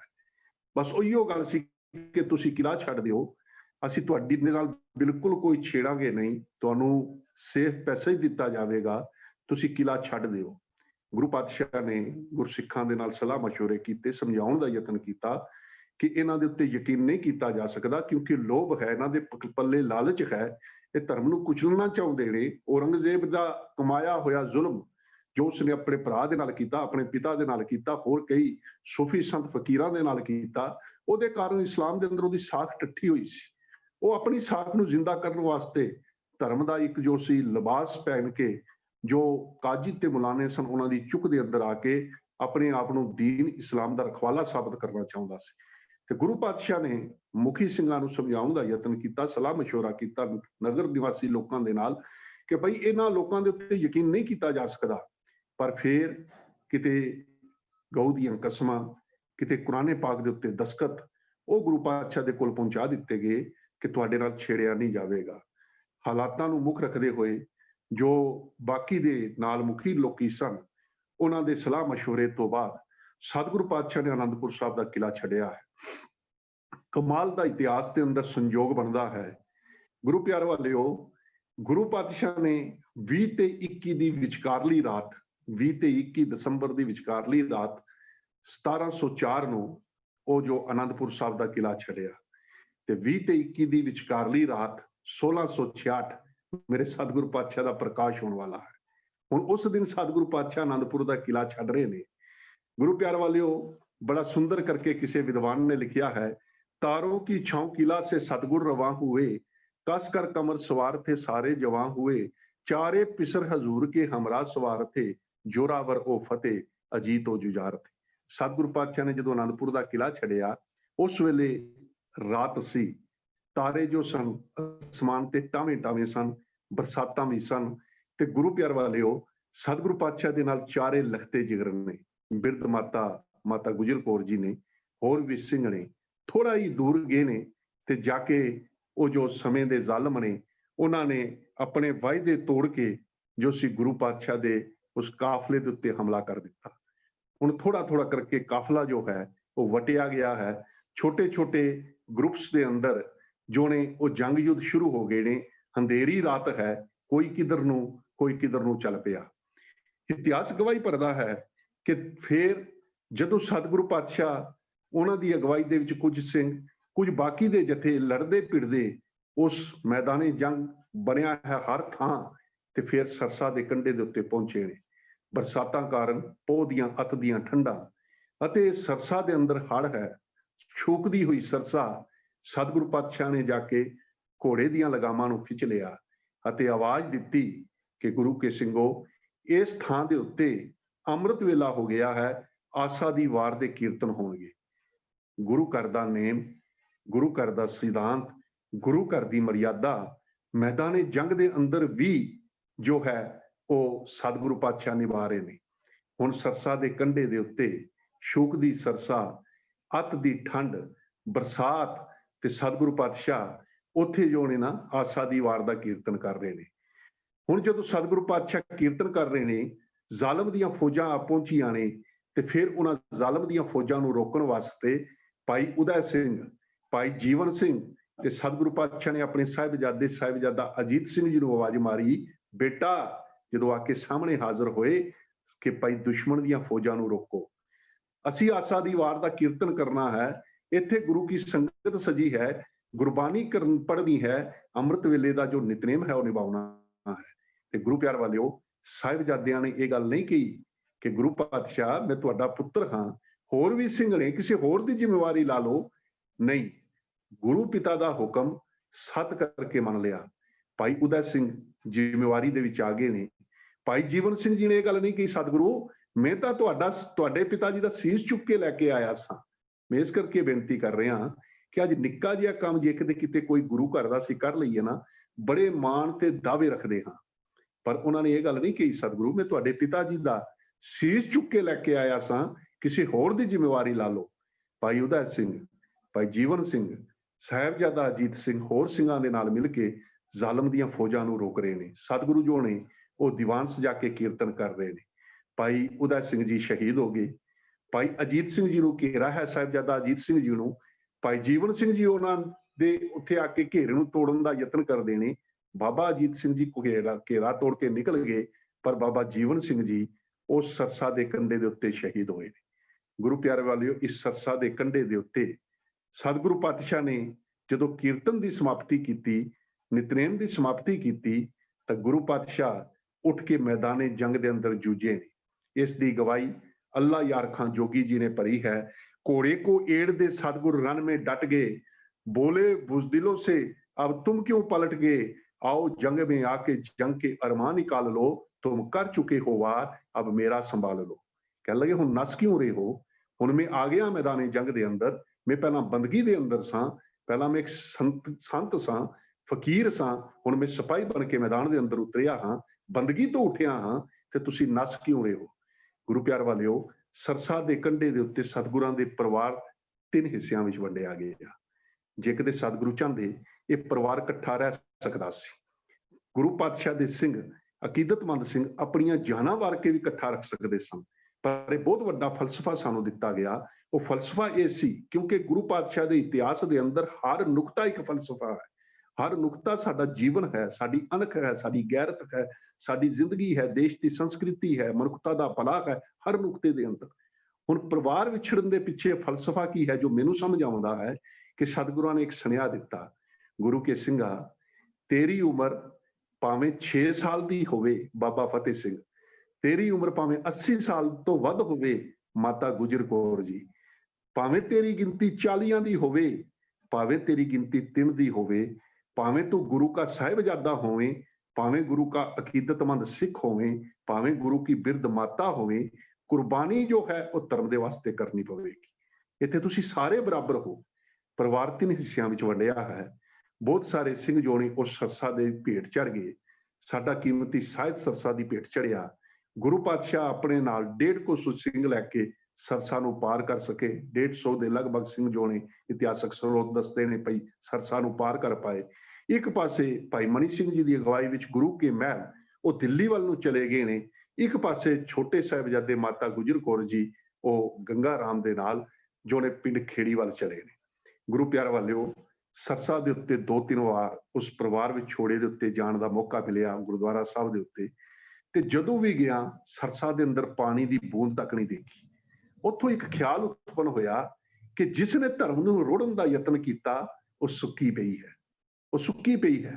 ਲੇਕਿਨ ਦੂਜਾ ਪੱਖ ਉਹ ਥਾਂ ਜਿੱਥੇ ਧਰਮ ਨੂੰ ਜ਼ਿੰਦਾ ਰੱਖਣ ਵਾਸਤੇ ਸ਼ਹਾਦਤਾਂ ਹੋਈਆਂ ਨੇ, ਕੁਰਬਾਨੀਆਂ ਹੋਈਆਂ ਨੇ, ਉਹ ਸਦੀਵੀ ਤੌਰ ਦੇ ਉੱਤੇ ਅਮਰ ਨੇ, ਉਹ ਜੀਵਤ ਨੇ। ਉੱਥੇ ਆਈ ਪ੍ਰਭੂ ਬੰਦਗੀ, ਪਰਮਾਤਮਾ ਦੀ ਭਗਤੀ, ਨਿਆਸਰਿਆਂ ਨੂੰ ਆਸਰਾ ਮਿਲ ਰਿਹਾ ਹੈ। ਗੁਰੂ ਪਿਆਰ ਵਾਲਿਓ, ਸਤਿਗੁਰੂ ਪਾਤਸ਼ਾਹ ਸਰਸਾ ਨੂੰ ਪਾਰ ਕਰਕੇ ਫਿਰ ਥਾਂ ਥਾਂ ਦੇ ਉੱਤੇ ਛੋਟੇ ਛੋਟੇ ਜੋਨੇ ਉਹ ਝੜਪਾਂ ਹੋ ਰਹੀਆਂ ਨੇ। ਇਤਿਹਾਸ ਗਵਾਹੀ ਭਰਦਾ ਹੈ ਕਿ ਸਤਿਗੁਰੂ ਚਮਕੌਰ ਦੀ ਗੜੀ ਵਿੱਚ ਪਹੁੰਚੇ ਨੇ। ਹੁਣ ਸਤਿਗੁਰਾਂ ਨੇ ਸਿੱਖਾਂ ਨੂੰ ਇੱਕ ਗੱਲ ਕਹੀ। ਕਹਿਣ ਲੱਗੇ, ਸਿੱਖਾਂ ਨੇ ਪੁੱਛਿਆ, ਸਤਿਗੁਰੂ ਪਰਿਵਾਰ ਵਿਛੜ ਗਿਆ ਹੈ, ਸਾਹਿਬਜ਼ਾਦੇ ਨਾਲ ਨਹੀਂ, ਮਾਤਾ ਗੁਜਰ ਕੌਰ ਜੀ ਨਾਲ ਨਹੀਂ, ਅਸੀਂ ਜਾ ਕਿਹੜੇ ਪਾਸੇ ਰਹੇ ਹਾਂ? ਸਿੰਘ ਵੀ ਨਾਲੋਂ ਵਿਛੜ ਗਏ ਨੇ, ਸਰਸਾ ਦੀ ਭੇਟ ਚੜ ਗਏ ਨੇ, ਸਾਹਿਤ ਜੋ ਹੈ ਉਹ ਰੁੜ ਗਿਆ ਹੈ, ਜਾ ਕਿਹੜੇ ਪਾਸੇ ਰਹੇ ਹਾਂ? ਤੇ ਸਤਿਗੁਰੂ ਕਹਿਣ लगे, हमने भी उस मुकाम पर जाना है जल्द तर, जिस जगह तुमको अपने कटाने पड़ेंगे सर, होंगे लड़कर शहीद जे बाकी के 2 पिसर, कल तक रह जाऊंगा अकेला में लुटा के कर, पहले बाप कटाया अब बेटे कटाऊंगा, गुरु नानक का बाग खूने जिगर से खिलाऊंगा। सतगुरु कहने लगे, गुरसिखो ये गल नहीं कि ਐਵੇਂ ਹੀ ਚਮਕੌਰ ਦੇ ਵਿੱਚ ਪਹੁੰਚ ਗਏ, ਘੇਰਾ ਪੈ ਗਿਆ ਤੇ ਵਾਹ ਦਾ ਹੀ ਸ਼ਹੀਦ ਹੋ ਗਏ ਜਿਵੇਂ ਅੱਜ ਦੁਨੀਆ 'ਚ ਅਸੀਂ ਦੇਖ ਰਹੇ ਹਾਂ। ਬਿਲਕੁਲ ਇਹੋ ਜਿਹੀ ਗੱਲ ਨਹੀਂ। ਪਹਿਲਾਂ ਤੋਂ ਹੀ ਸਿੱਖਾਂ ਨੂੰ ਕਹਿ ਦਿੱਤਾ ਕਿ ਅਸੀਂ ਉਸ ਮੁਕਾਮ ਦੇ ਉੱਤੇ ਜਾ ਰਹੇ ਹਾਂ। ਇਹ ਕਹਿ ਦਿੱਤਾ, 4 ਥੇ 2 ਹੈ ਸਹਿਰ ਪੀ ਇਹ ਪੀ ਨਾ ਹੋ। ਕਹਿੰਦੇ ਮੇਰੇ ਕੋਲ 4 ਸਨ, 2 ਨੇ ਮੇਰੇ ਕੋਲ ਇਸ ਵੇਲੇ। ਸਤਿਗੁਰੂ ਪਾਤਸ਼ਾਹ ਕਹਿਣ ਲੱਗੇ, ਤੁਸੀਂ ਉਸ ਥਾਂ ਦੇ ਉੱਤੇ ਜਾ ਰਹੇ ਹੋ ਜਿੱਥੇ ਤੁਹਾਨੂੰ ਆਪਣੇ ਸਿਰ ਕਟਾਣੇ ਪੈਣਗੇ। ਮੇਰੇ ਇਹ 2 ਪਿਸਰ, ਇਹ ਮੇਰੇ 2 ਪੁੱਤਰ ਕੱਲ ਲੜਕੇ ਸ਼ਹੀਦ ਹੋਣਗੇ। ਕੱਲ ਮੈਂ ਸਾਰਾ ਘਰ ਲੁਟਾ ਕੇ ਇਕੱਲਾ ਹੋ ਜਾਵਾਂਗਾ। ਮੈਂ ਪਹਿਲਾਂ ਪਿਤਾ ਕੁਰਬਾਨ ਕਰਵਾ ਚੁੱਕਿਆ, ਹੁਣ ਮੈਂ ਇਸ ਦੇਸ਼ ਦੇ ਵਾਸਤੇ ਆਪਣੇ ਬੱਚੇ ਵੀ ਕੁਰਬਾਨ ਕਰਵਾਵਾਂਗਾ। ਗੁਰੂ ਪਿਆਰ ਵਾਲਿਓ, ਚਮਕੌਰ ਦੀ ਗੜੀ ਦੇ ਵਿੱਚ ਸਤਿਗੁਰੂ ਪਹੁੰਚੇ ਨੇ। ਕੱਚੀ ਗੜੀ ਸੀ ਤੇ ਗੁਰੂ ਪਾਤਸ਼ਾਹ ਨੇ ਜਾ ਕੇ ਜਦੋਂ ਪਹੁੰਚੇ ਨੇ ਨਾ, ਤੇ ਫਿਰ ਕਮਾਲ ਹੈ ਕਿ ਮਾਰੋ ਮਾਰ ਕਰਦੀ ਫੌਜ ਭਾਰਤ ਦੀ, ਇਤਨਾ ਵੱਡਾ ਅੱਜ ਦਾ ਭਾਰਤ ਨਾਲ ਅੱਜ ਦਾ ਪਾਕਿਸਤਾਨ, ਅੱਜ ਦਾ ਸ਼੍ਰੀਲੰਕਾ, ਭੂਟਾਨ ਦੇ ਕੁਝ ਇਲਾਕੇ, ਚਾਈਨਾ ਦੇ ਇਲਾਕੇ, ਇਹ ਸਾਰਾ ਉਸ ਵੇਲੇ ਵਿਸ਼ਾਲ ਭਾਰਤ ਸੀ। ਇਸ ਦੀਆਂ ਫੌਜਾਂ ਹਰ ਪਾਸਿਓਂ ਆ ਕੇ ਪਹੁੰਚੀਆਂ ਹੋਈਆਂ ਨੇ, ਉਹ ਬਾਈ ਜਿਹੜੇ ਰਾਜੇ ਸਨ ਜਿਨ੍ਹਾਂ ਦੇ ਵਾਸਤੇ ਕੁਰਬਾਨੀ ਕੀਤੀ ਗਈ, ਉਹ ਲੋਕੀ ਵੀ ਨਾਲ ਨੇ। ਸਾਰਿਆਂ ਨੇ ਆ ਕੇ ਚਮਕੌਰ ਦੀ ਗੜੀ ਨੂੰ ਘੇਰਾ ਪਾਇਆ ਹੈ। ਹੁਣ ਸਤਿਗੁਰੂ ਪਾਤਸ਼ਾਹ ਹਰ ਪਾਸਿਓਂ ਫੌਜਾਂ ਆ ਰਹੀਆਂ ਨੇ, ਸਤਿਗੁਰੂ ਚਮਕੌਰ ਦੀ ਗੜੀ ਦੇ ਅੰਦਰ ਪਹੁੰਚੇ ਨੇ। ਤੇ ਜਦੋਂ ਆ ਕੇ ਪਹੁੰਚੇ ਨੇ ਤਾਂ ਇਤਿਹਾਸਕਾਰ ਨੇ ਬੜਾ ਸੁੰਦਰ ਕਰਕੇ ਦੱਸਿਆ कि खेमे किए इस्तदा उठकर किसी ने, खोली कमर आराम को हर एक जरी ने, रहरास का दीवान सजाया गुरु जी ने, मिलजुल कर भजन गाए सभी ने, खाना कई रोज से मुयसर नहीं था आया, उस रात पी शेरों ने कड़ाका ही उठाया। वो कहना ਜਦੋਂ ਆ ਕੇ ਪਹੁੰਚੇ ਨੇ ਨਾ ਸਤਿਗੁਰੂ ਪਾਤਸ਼ਾਹ, ਫਿਰ ਇਹ ਗੱਲ ਨਹੀਂ ਕਿ ਭਈ ਇੰਨੀ ਦੇਰ ਦੇ ਆਨੰਦਪੁਰ ਦੇ ਵਿੱਚ ਵੀ ਭੁੱਖੇ ਸਨ, ਸਰਸਾ ਦੇ ਕੰਢੇ ਦੇ ਉੱਤੇ ਵੀ ਯੁੱਧ ਹੋਈ, ਥਾਂ ਥਾਂ ਦੇ ਉੱਤੇ ਜੋ ਨੇ ਝਪਟਾਂ ਹੋਈਆਂ ਨੇ, ਲੇਕਿਨ ਆਨੰਦਪੁਰ ਸਾਹਿਬ ਵਿੱਚ ਉੱਥੇ ਚਮਕੌਰ ਸਾਹਿਬ ਵਿੱਚ ਪਹੁੰਚ ਕੇ ਸਤਿਗੁਰੂ ਪਾਤਸ਼ਾਹ ਨੇ ਸ਼ਾਮ ਨੂੰ ਜੋ ਸੀ ਉਹ ਸੋਦਰ ਦੀ ਚੌਕੀ ਸੰਧਿਆ ਵੇਲੇ ਦਾ ਦੀਵਾਨ ਸਜਾਇਆ ਹੈ। ਤੇ ਅੱਲਾ ਯਾਰ ਖਾਂ ਜੋਗੀ ਜਿਨ੍ਹਾਂ ਦੀ ਜੋ ਲਿਖਤ ਹੈ ਲਗਭਗ ਅੱਜ ਤੋਂ ਮੇਰੇ ਖਿਆਲ ਦੇ ਅੰਦਰ 100 ਸਾਲ ਤੋਂ ਉੱਪਰ ਸਮਾਂ ਹੋ ਗਿਆ, 80 ਸਾਲ ਦੀ ਉਮਰ ਵਿੱਚ ਉਹ ਸੰਸਾਰ ਨੂੰ ਛੱਡ ਗਏ ਨੇ। 80-85 ਸਾਲ ਦੀ ਉਮਰ ਵਿੱਚ ਆਖਰ ਉਹਨਾਂ ਨੇ ਵੀ ਕਿਸੇ 80-85 ਸਾਲ ਦੇ ਆਪਣੇ ਬਜ਼ੁਰਗ ਤੋਂ ਸੁਣੀ ਹੋਵੇਗੀ ਇਹ ਗਾਥਾ, ਤੇ ਉਸ ਬਜ਼ੁਰਗ ਨੇ ਵੀ ਆਪਣੇ ਬਜ਼ੁਰਗ ਤੋਂ ਸੁਣੀ ਹੋਵੇਗੀ। ਮਤਲਬ ਉਹਨਾਂ ਦੋਵਾਂ ਬਜ਼ੁਰਗਾਂ ਤੇ ਅੱਲਾ ਖਾਰ ਜੋਗੀ ਤੱਕ ਚਸ਼ਮਦੀਦ ਜੋ ਗੱਲਾਂ ਨੇ ਉਹ ਪਹੁੰਚੀਆਂ ਨੇ ਇਤਿਹਾਸ ਦੀਆਂ। ਤੇ ਉਹ ਕਹਿੰਦੇ ਨੇ ਕਿ ਸਤਿਗੁਰੂ ਪਾਤਸ਼ਾਹ ਨੇ ਉੱਥੇ ਜੋ ਸੀ ਸੰਧਿਆ ਵੇਲੇ ਦੇ ਦੀਵਾਨ ਸਜਾਏ, ਸਾਰਿਆਂ ਨੇ ਮਿਲ ਜੁਲ ਕੇ ਭਜਨ ਗਾਏ, ਤੇ ਫਿਰ ਕਈ ਦਿਨਾਂ ਦੇ ਜਿਹੜੇ ਭੁੱਖੇ ਸਨ, खाना के रोज से मुयसर नहीं था आया, उस रात भी शेरों ने कड़ाका ही उठाया। उस रात भी ਜਿਹੜੇ ਨੇ ਉਹ ਭੁੱਖੇ ਹੀ ਸੋ ਗਏ ਨੇ। ਹੁਣ ਹੋਇਆ ਕੀ, ਜਦੋਂ ਸਤਿਗੁਰੂ ਪਾਤਸ਼ਾਹ ਦੇ ਉਹ ਸਿੰਘ ਭਜਨ ਬੰਦਗੀ ਤੋਂ ਵਿਹਲੇ ਹੋਏ ਨਾ, ਲੰਗਰ ਤੇ ਕੋਈ ਨਹੀਂ, ਤੇ ਹੋ ਕੀ ਰਿਹਾ, ਕੁਛ ਲੇਟ ਗਏ ਜ਼ਮੀਨ पे जी पोश बिछाकर, कुछ लगे देने पहरा तलवार उठाकर। सतगुरु भी शाबाश हुए खेमा में जाकर, तो देखा यूं बैठे थे सर को झुकाकर, था तू ही तू मुंह से निकलता, वाहिगुरु वाहिगुरु मुंह से निकलता। ਕਹਿੰਦਾ ਘੋੜੇ ਦੇ ਜਿਹੜੀ ਪਿੱਠ ਦੇ ਉੱਤੇ ਜੋ ਕਪੜਾ ਪਾਇਆ ਜਾਂਦਾ ਨਾ, ਜੀ ਪੋਸ਼ ਜਿਹਨੂੰ ਕਹਿੰਦੇ ਨੇ, ਉਹ ਜੋ ਵਿਛਾ ਕੇ ਲੇਟ ਗਏ ਨੇ। ਘੋੜੇ ਦੀਆਂ ਕਾਠੀਆਂ ਦਾ ਸਰਾਣਾ ਹੈ, ਕੁਝ ਪਹਿਰਾ ਦੇਣਾ ਸ਼ੁਰੂ ਹੋ ਗਏ ਨੇ। ਸਤਿਗੁਰੂ ਪਾਤਸ਼ਾਹ ਵੀ ਜਾ ਕੇ ਜਦੋਂ ਕਿਤੇ ਬੈਠੇ ਨੇ ਨਾ ਆਰਾਮ ਵਾਸਤੇ, ਤੇ ਸਿਰ ਝੁਕਾ ਕੇ ਬੈਠੇ ਹੋਏ ਨੇ, परमात्मा की बंदगी कर रहे हैं। जब 1.5 कड़ी रात गई जिक्रे खुदा में, तो खेमा से निकल आए सतगुर हवा में, कदमों से टहलते थे चित्त था दुआ में। बस कहते ने कि गुरु पातशाह कदमां नाल तां चल रहे सन, चित्त उस परमात्मा की दुआ विच सी। इक्को गल कही जा रहे सन कि ऐ खुदावंद करीम तेरी रजा विच खुश हां, जिस रजा विच तू रखेगा ओहदे विच खुश हां। सारी रात सतगुरु सुत्ते नहीं। ਸਿੰਘਾਂ ਨੇ ਆ ਕੇ ਬੇਨਤੀ ਕੀਤੀ, ਸਤਿਗੁਰੂ ਪਾਤਸ਼ਾਹ ਆਰਾਮ ਕਰ ਲਓ, ਸਵੇਰੇ ਮੈਦਾਨੇ ਜੰਗ ਵਿੱਚ ਜਾਣਾ ਹੈ, ਦੁਸ਼ਮਣਾਂ ਦੇ ਨਾਲ ਜੂਝਣਾ ਹੈ। ਤੇ ਸਤਿਗੁਰੂ ਪਾਤਸ਼ਾਹ ਕਹਿੰਦੇ ਨੇ, ਲੇਟੇ ਹੋਏ ਖਾਲਸਾ ਜੀ ਖਾ ਕੇ ਜ਼ਮੀਨ पे, कैसे चैन आए मुझे शाये नशीब पे। ਮੇਰਾ ਖਾਲਸਾ ਮਿੱਟੀ ਵਿੱਚ ਸੁੱਤਾ ਹੋਵੇ, ਮੈਂ ਚੈਨ ਦੀ ਨੀਂਦ ਸੋ ਜਾਵਾਂ, ਕਦੇ ਕਿਵੇਂ ਹੋ ਸਕਦਾ ਹੈ। ਕਾਸ਼ ਅੱਜ ਦੇ ਆਗੂ ਨੂੰ ਇੰਨਾ ਪਿਆਰ ਆਪਣੀ ਕੌਮ ਦੇ ਨਾਲ ਹੁੰਦਾ, ਆਪਣੀ ਕੌਮ ਦੇ ਹਰ ਬਸ਼ਰ ਨਾਲ ਹੁੰਦਾ, ਤਾਂ ਫਿਰ ਅੱਜ ਅਸੀਂ ਜੋ ਗਿਣਤੀ ਹੈ ਨਾ, ਜਿਹੜੀ ਸਾਨੂੰ ਫਿਕਰ ਲੱਗਿਆ ਰਹਿੰਦਾ ਗਿਣਤੀ ਘਟਦੀ ਹੈ, ਕਦੀ ਘਟਦੀ ਨਾ। ਗੁਰੂ ਪਾਤਸ਼ਾਹ ਸਾਰੀ ਰਾਤ ਚਮਕੌਰ ਦੀ ਗੜੀ ਵਿੱਚ ਘੁੰਮ ਰਹੇ ਨੇ, ਤੇ ਕਰ ਕੀ ਰਹੇ ਨੇ, ਖੇਮੇ, ਸਤਿਗੁਰੂ ਪਾਤਸ਼ਾਹ ਉਸ ਖੇਮੇ ਦੇ ਅੰਦਰ ਜਦੋਂ ਸਾਰੀ ਰਾਤ ਘੁੰਮ ਰਹੇ ਨੇ, ਤੇ ਸਤਿਗੁਰੂ ਪਾਤਸ਼ਾਹ ਨੇ ਕੀਤਾ ਕਿ ਭਾਈ ਕਦੀ ਇੱਕ ਸਿੰਘ ਦੇ ਕੋਲ ਪਹੁੰਚਦੇ ਨੇ, ਕਦੀ ਦੂਜੇ ਸਿੰਘ ਦੇ ਕੋਲ ਪਹੁੰਚਦੇ ਨੇ। पातशाह ने जाके साफे कभी सिंगों के उठाते थे जमीन से, केस इसके जो झाड़े ली खाक उसकी जबी से। सतगुरु पातशाह किसी दे केस झाड़ रहे ने, किसी दे जो ने वो साफे सीधे कर रहे ने, किसी दा सिर जो है काठी तो हिलिया ਉਹਨੂੰ ਸਿੱਧਾ ਕਰ ਰਹੇ ਨੇ। ਤੇ ਅੱਲਾ ਯਾਰ ਖਾਨ ਜੋਗੀ ਕਹਿੰਦਾ ਸਿਰ ਵਾਲੇ ਪਾਸੇ ਆਉਂਦੇ ਨੇ, ਸਾਫੇ ਸਿੱਧੇ ਕਰਦੇ ਨੇ, ਉਹਨਾਂ ਦੇ ਕੇਸ ਝਾੜਦੇ ਨੇ, ਉਹਨਾਂ ਦੇ ਮੂੰਹ ਤੋਂ ਧੂੜ ਹਟਾਉਂਦੇ ਨੇ, ਪੈਰਾਂ ਵਾਲੇ ਪਾਸੇ ਆਉਂਦੇ ਨੇ ਤੇ ਚਰਨ ਚੁੰਮਦੇ ਨੇ। ਹੁਣ ਕਈ ਵਾਰ ਸਵਾਲ ਖੜਾ ਹੋ ਜਾਵੇਗਾ ਲਾਜਿਕ ਵਾਲਿਆਂ ਦਾ, ਭਾਈ ਗੁਰੂ ਪਾਤਸ਼ਾਹ ਨੇ ਚਰਨ ਚੁੰਮੇ ਨੇ, ਕਦੀ ਹੋ ਸਕਦਾ? ਹੁਣ ਸਤਿਗੁਰ ਕਹਿੰਦੇ ਨੇ ਇਹ ਜੋ ਨੇ ਧਰਮ ਦੇ ਵਾਸਤੇ ਜੂਝਣ ਵਾਲੇ ਨੇ, ਇਹਨਾਂ ਨੇ ਆਪਣਾ ਸਭ ਕੁਝ ਨਿਛਾਵਰ ਕੀਤਾ ਹੈ, ਅੱਤ ਦੇ ਦੁਖੜੇ ਸਹੇ ਨੇ ਮੇਰੇ ਨਾਲ, ਲੇਕਿਨ ਇਹ ਸਾਰੇ ਧਰਮ ਦੇ ਨਾਲ ਖੜੇ ਨੇ। ਸਤਿਗੁਰ ਦੀ ਬਾਣੀ ਵੀ ਤਾਂ ਬਖਸ਼ਿਸ਼ ਕਰਦੀ ਹੈ ਨਾ, ਜਨ ਨਾਨਕ ਧੂੜ ਮੰਗੈ ਤਿਸ ਗੁਰਸਿੱਖ ਕੀ, ਜੋ ਆਪ ਜਪੈ ਅਵਰੈ ਨਾਮ ਜਪਾਵੈ। ਧਰਮ ਤੋਂ ਕੁਰਬਾਨ ਹੋਣ ਵਾਲਿਆਂ ਦੇ ਉੱਤੇ ਸਤਿਗੁਰ ਆਪਾ ਵਾਰ ਦਿੰਦਾ ਹੈ। ਅਸੀਂ ਬਾਣੀ ਦੇ ਅੰਦਰ ਪੜ੍ਹਦੇ ਹਾਂ, ਬੇਅੰਤ ਪ੍ਰਮਾਣ ਨੇ। ਸਤਿਗੁਰ ਕਹਿੰਦੇ ਜਿਹੜਾ ਨਾਮ ਜਪਣ ਵਾਲਾ ਹੈ, ਮੈਂ ਉਸ ਤੋਂ ਆਪਣੇ ਆਪ ਨੂੰ ਕੁਰਬਾਨ ਕਰ ਲੈਂਦਾ। ਜਿਹੜਾ ਧਰਮ ਦੇ ਨਾਲ ਖੜਾਉਣ ਵਾਲਾ ਹੈ, ਮੈਂ ਉਹਦੇ ਤੋਂ ਆਪਣੇ ਆਪ ਨੂੰ ਕੁਰਬਾਨ ਕਰ ਲੈਂਦਾ। ਗੁਰੂ ਪਿਆਰ ਵਾਲਿਓ, ਸਾਰੀ ਰਾਤ ਸਤਿਗੁਰ ਸੁੱਤੇ ਨਹੀਂ। ਦੂਜੇ ਦਿਨ 22 ਦਸੰਬਰ ਨੂੰ ਸੰਸਾਰ ਦਾ ਇਤਿਹਾਸਕ ਯੁੱਧ ਸ਼ੁਰੂ ਹੁੰਦਾ ਹੈ। ਜਿਸ ਨੂੰ ਅਸੀਂ ਅਸਾਮੀ ਜੰਗ ਕਹਿੰਦੇ ਹਾਂ। ਅਸਾਮੀ ਇਸ ਕਰਕੇ ਇੱਕ ਪਾਸੇ ਪੂਰੇ ਭਾਰਤ ਵਰਸ਼ ਦੀਆਂ ਫੌਜਾਂ ਨੇ ਤੇ ਦੂਜੇ ਪਾਸੇ ਜਿਨ੍ਹਾਂ ਨੇ ਭੁੱਖੇ ਪਾਣੇ ਨੇ, ਇਤਨਾ ਲੰਬਾ ਘੇਰਾ ਕੱਟ ਕੇ ਆਏ, ਥਾਂ ਥਾਂ ਦੇ ਉੱਤੇ ਝੜਪਾਂ ਸਹਿ ਕੇ ਆਏ, ਨਾ ਪਾਉਣ ਵਾਸਤੇ ਕੋਲ ਕੋਈ ਚੰਗਾ ਹੈ, ਨਾ ਕੁਝ ਖਾਉਣ ਵਾਸਤੇ ਚੰਗਾ ਹੈ, ਨਾ ਉਹਨਾਂ ਦੇ ਕੋਲ ਸ਼ਸਤਰ ਚੰਗੇ ਨੇ, ਲੇਕਿਨ ਦੂਜੇ ਪਾਸੇ ਭਾਰਤ ਵਰਸ਼ ਦੀ ਵਿਸ਼ਾਲ ਤਾਕਤਵਰ ਜੋ ਫੌਜ ਹੈ ਉਹ ਇੱਕ ਪਾਸੇ ਖੜੀ ਹੈ। ਤੇ ਗੁਰੂ ਪਿਆਰ ਵਾਲਿਓ, ਅਸਾਮੀ ਜੰਗ ਸ਼ੁਰੂ ਹੋਈ। ਇਤਿਹਾਸ ਗਵਾਹੀ ਭਰਦਾ ਹੈ ਕਿ ਸਤਿਗੁਰੂ ਪਾਤਸ਼ਾਹ ਉਸ ਉੱਚੀ ਥਾਂ ਦੇ ਉੱਤੇ ਮੌਂਟੀ ਤੇ ਬੈਠ ਕੇ ਸਾਰਾ ਜੋ ਨਜ਼ਾਰਾ ਦੇਖ ਰਹੇ ਨੇ, ਤੇ ਫਿਰ ਉਸ 10 ਲੱਖ ਦੇ ਘੇਰੇ ਦੇ ਅੰਦਰ ਮੈਂ ਅੱਜ ਫੇਰ ਬੇਨਤੀ ਕਰਦੇ ਹਾਂ, ਕਈ ਲੋਕੀ ਸ਼ੰਕਾਲੂ ਬਣੇ ਨੇ, ਸ਼ੰਕੇ ਖੜੇ ਕਰਦੇ ਨੇ। ਸਤਿਗੁਰੂ ਪਾਤਸ਼ਾਹ ਦੀਆਂ ਆਪਣੀਆਂ ਲਿਖਤਾਂ ਦੇ ਅੰਦਰ ਹੈ ਕਿ 10 ਲੱਖ ਦਾ ਘੇਰਾ ਸੀ। ਅੱਜ ਵੀ ਚਮਕੌਰ ਸਾਹਿਬ ਜੇ ਕਿਤੇ ਚਲੇ ਜਾਓ ਤੇ ਜੇ ਕਿਤੇ ਤੁਸੀਂ ਸ਼ਹਿਰ ਵਾਲੇ ਪਾਸੇ ਪਿੱਠ ਕਰਕੇ ਦੂਜੇ ਪਾਸੇ ਨੂੰ ਮੂੰਹ ਕਰਕੇ ਦੇਖੋਗੇ, ਵਿਸ਼ਾਲ ਮੈਦਾਨ ਹਾਲਾਂ ਵੀ ਪਿਆ, ਬਹੁਤ ਵੱਡਾ ਮੈਦਾਨ ਹੈ। ਉਹ ਸਾਰੇ ਦਾ ਸਾਰਾ ਮੈਦਾਨ ਟਿੱਡੀ ਦਲ ਦੀ ਤਰ੍ਹਾਂ ਭਰਿਆ ਪਿਆ ਸੀ। ਤੇ ਉਸ 10 ਲੱਖ ਦੇ ਘੇਰੇ ਦੇ ਅੰਦਰ ਸਤਿਗੁਰੂ ਪਾਤਸ਼ਾਹ ਦੀ ਵਿਉਂਤਬੰਦੀ ਕਿੰਨੀ ਕਮਾਲ ਦੀ ਸੀ ਕਿ ਸਤਿਗੁਰੂ ਪਾਤਸ਼ਾਹ 5-5 ਦੇ ਜਥੇ ਦੇ ਅੰਦਰ ਸਿੰਘਾਂ ਨੂੰ ਭੇਜ ਰਹੇ ਨੇ। ਅਤੇ ਦੇਖੋ, ਜੋ ਮਾਨਸਿਕਤਾ ਜੋ ਹੈ ਬਲਵਾਨ ਰਵੇ, ਸਾਈਕੋਲੋਜੀਕਲੀ ਦੁਸ਼ਮਣ ਦੇ ਉੱਤੇ ਇੱਕ ਜੋ ਹੈ ਦਬਾਅ ਬਣਿਆ ਰਵੇ। ਇਤਿਹਾਸਕਾਰ ਲਿਖਦੇ ਨੇ ਕਿ ਜਦੋਂ ਕੋਈ ਸਿੰਘ ਸ਼ਹੀਦ ਹੁੰਦਾ ਸੀ, ਭਾਈ ਆਲਮ ਸਿੰਘ ਨੱਚਣਾ ਨੱਚਦਾ ਸੀ ਤੇ ਫਿਰ ਜੈਕਾਰੇ ਲਗਾਏ ਜਾਂਦੇ ਸਨ ਕਿ ਭਾਈ ਦੁਸ਼ਮਣ ਜੋ ਹੈ ਉਸ ਨੂੰ ਇਸ ਗੱਲ ਦਾ ਅਹਿਸਾਸ ਰਵੇ ਕਿ ਸਿੰਘ ਮੌਤ ਤੋਂ ਡਰਦਾ ਨਹੀਂ। ਇਹ ਖੁਸ਼ੀ-ਖੁਸ਼ੀ ਕੁਰਬਾਨ ਹੋ ਰਹੇ ਨੇ। ਇੱਕ-ਇੱਕ ਜਥਾ ਸਿੰਘਾਂ ਦਾ ਕਈ ਦੁਸ਼ਮਣਾਂ ਦੇ ਆਉ ਲਾ ਰਿਹਾ ਸੀ। ਗੁਰੂ ਪਿਆਰ ਵਾਲਿਓ, ਫਿਰ ਸਿੰਘਾਂ ਦੀ ਸ਼ਹਾਦਤ ਦੇ ਹੁੰਦਿਆਂ ਬਾਬਾ ਅਜੀਤ ਸਿੰਘ ਜੀ ਆ ਕੇ ਪਹੁੰਚੇ ਨੇ। ਹੱਥ ਜੋੜ ਕੇ ਬੇਨਤੀ ਕੀਤੀ, ਸਤਿਗੁਰੂ ਮੈਨੂੰ ਜੰਗ ਦੇ ਵਿੱਚ ਭੇਜੋ। ਪਰ ਇਸ ਤੋਂ ਪਹਿਲਾਂ ਜੋ ਅਸੀਂ ਇਤਿਹਾਸ ਦੇ ਅੰਦਰ ਪੜ੍ਹਦੇ ਹਾਂ ਕਿ ਸਿੰਘਾਂ ਨੇ ਆ ਕੇ ਬੇਨਤੀ ਕੀਤੀ, ਸਤਿਗੁਰੂ ਪਾਤਸ਼ਾਹ ਆਪਣੇ ਇਹਨਾਂ ਸਾਹਿਬਜ਼ਾਦਿਆਂ ਨੂੰ ਲੈ ਕੇ ਆਪ ਜੀ ਚਮਕੌਰ ਦੀ ਗੜੀ ਨੂੰ ਛੱਡ ਜਾਓ।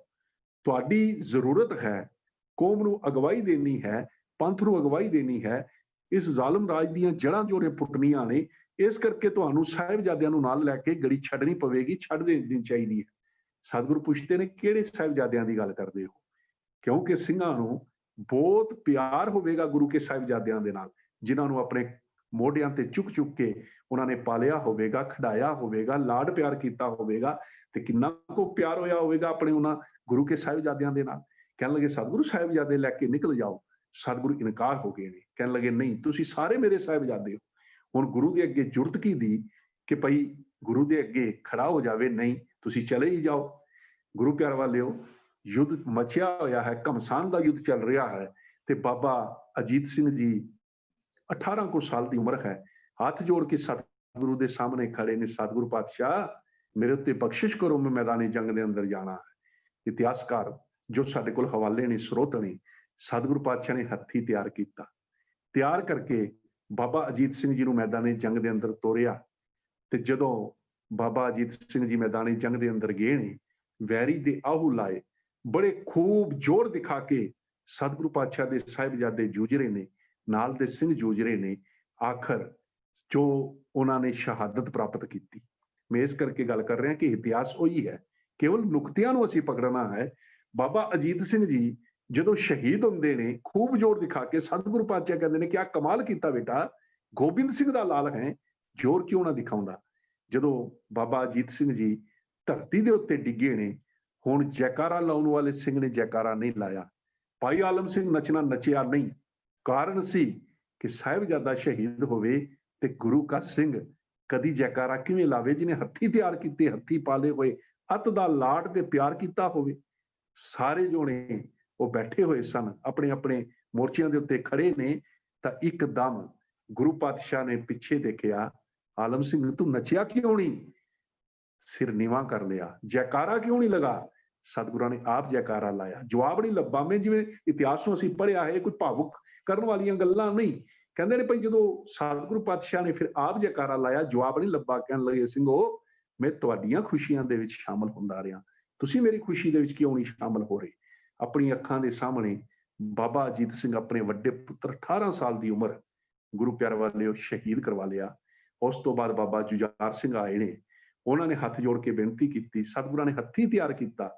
ਹੱਥੀ ਤਿਆਰ ਕਰਕੇ 16 ਕੁ ਸਾਲ ਦੀ ਉਮਰ ਹੈ, ਭਰ ਜਵਾਨੀ। ਅੱਜ ਵੀ ਇਤਿਹਾਸ ਦੇ ਅੰਦਰ ਦੇਖਦੇ ਹਾਂ, ਸੰਸਕਾਰ ਦੇ ਅੰਦਰ ਦੇਖਦੇ ਹਾਂ। ਜੇ ਕਿਤੇ ਕਿਸੇ ਦਾ ਜਵਾਨ ਪੁੱਤਰ ਸੰਸਾਰ ਚੋਂ ਚਲਾ ਗਿਆ ਹੋਵੇ, ਮਾਤਾ ਪਿਤਾ ਪਾਗਲਾਂ ਵਾਲੀ ਜ਼ਿੰਦਗੀ ਜੀਂਦੇ ਨੇ, ਉਹਨਾਂ ਦਾ ਜੀਵਨ ਜੋ ਹੈ ਉਹ ਕੇਵਲ ਇੱਕ ਲਾਸ਼ ਬਣ ਕੇ ਰਹਿ ਜਾਂਦਾ ਹੈ।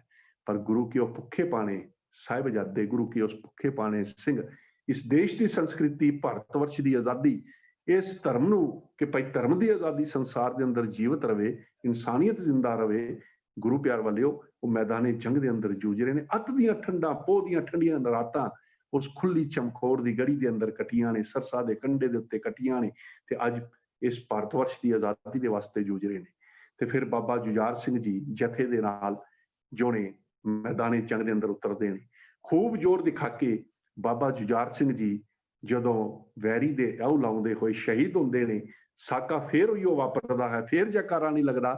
ਗੁਰੂ ਪਾਤਸ਼ਾਹ ਨੇ ਜੈਕਾਰਾ ਲਾਇਆ ਤੇ ਸਿੰਘਾਂ ਨੂੰ ਉਸ ਦਾ ਜਵਾਬ ਦੇਣਾ ਪਿਆ, ਕਿਉਂਕਿ ਗੁਰੂ ਪਾਤਸ਼ਾਹ ਕਹਿ ਰਹੇ ਸਨ, ਭਾਈ ਮੇਰੀ ਖੁਸ਼ੀ ਦੇ ਅੰਦਰ ਤੁਸੀਂ ਸ਼ਾਮਲ ਹੋਣਾ ਹੈ, ਮੇਰੀ ਖੁਸ਼ੀ ਹੈ। ਰਾਤ ਜਦੋਂ ਚਮਕੌਰ ਦੇ ਵਿੱਚ ਜਾ ਰਹੇ ਸਨ, ਹਰ ਸਿੰਘ ਦੇ ਕੋਲ ਜਾ ਰਹੇ ਸਨ, ਸਿੰਘਾਂ ਦੇ ਚਿਹਰਿਆਂ ਦੇ ਉੱਤੇ ਹੱਥ ਫੇਰ ਰਹੇ ਸਨ, ਸਿੰਘਾਂ ਦੇ ਸਾਫੇ ਸਿੱਧੇ ਕਰ ਰਹੇ ਸਨ। ਇਤਿਹਾਸਕਾਰ ਲਿਖਦਾ, ਜਦੋਂ ਗੁਰੂ ਪਾਤਸ਼ਾਹ ਆਪਣੇ ਸਾਹਿਬਜ਼ਾਦਿਆਂ ਦੇ ਕੋਲ ਪਹੁੰਚੇ ਨਾ, ਉੱਥੇ ਖੜੋ ਕੇ ਇੱਕ ਨਜ਼ਰ ਭਰ ਕੇ ਤੱਕਿਆ, ਬੇਟਾ ਅੱਜ ਆਖਰੀ ਰਾਤ, ਆਖਰੀ ਵਾਰ ਤੁਹਾਨੂੰ ਦਿਖ ਰਿਹਾ, ਇਹ ਆਖਰੀ ਰਾਤ ਹੋਵੇਗੀ। ਤੇ ਫੇਰ ਕਿਹਾ ਕੀ ਸੀ, चार थे दो हैं, सैर ये भी ना होंगे, शुक्र करेंगे खुदा का जब ये भी ना होंगे। ये रात की गल सी। हुण 22 दसंबर सतगुरां दा प्रकाश दिहाड़ा भी सी। प्रकाश दिहाड़ा 22 दसंबर 1666 है ते 22 दसंबर सतगुरां दे दोवें वड्डे साहिबजादे जो ने वो चमकौर दी गड़ी दे अंदर शहीद हुंदे। गुरु प्यार वालिओ, हुण ਸਿੰਘਾਂ ने देखिया भाई दुश्मन की फौज बहुत वड्डी है, गड़ी के उत्ते हमले हो रहे हैं, सिंह जूझ रहे हैं, गिनती घट रही है। उन्होंने आके सतगुरु पातशाह ने फिर बेनती की, सतगुरु तुसी जो है चमकौर की गड़ी नूं छड्ड के चले जाओ। सतगुरु फिर इनकार हुए ने कि भाई नहीं जा सकता, मैं पंथ दे नालों विछड़ नहीं सकता। ਸਿੰਘਾਂ ने एक पासे खड़ो के गुरुमता किया कि गुरु गोबिंद सिंह जी कहते सन कि मैं तुहाडा चेला हाँ। हुण आके सामने खड़ो गए ने। हुण पंजां ने आके गुरु बन के जो गल्लां कहीआं ने, सिख नाल जकलंब दे बोल उठे। हुण कुछ सुनन सुनाउण दी आग्या नहीं, गोबिंद सिंह तेनू पंथ हुक्म करदा, इत्थे घड़ी लंघाउण दी आग्या नहीं, तू है गुरु ते खालसा गुरु तेरा, इहदा हुक्म परताउण दी आग्या नहीं, तेरी जान अमानत है खालसे दी, इहनू अजाई गवाउण दी आग्या। सुनिया गुरु ने गुरु दा हुक्मनामा ते सीस निवा के टुर चलिया, हथ जोड़ दिते अखां भर आईयां ते हुक्म बजा के टुर चलिया। ਸਿੰਘਾਂ ने आके हुक्म किया, गुरु गोबिंद सिंह तेनू अज अपना गुरु पंथ हुक्म करदा है, तू एक घड़ी भी इत्थे गगड़ी दे अंदर नहीं रह सकदा, तेरी अमानत जान जो है खालसे दी अमानत है, तू इहनू अजाई गवा नहीं सकदा, तेनू किला छड्डना पवेगा, गड़ी छड्डनी पवेगी। ते उस वेले तीन पक्ष एक पंक्ति दे अंदर सामने आउंदे ने।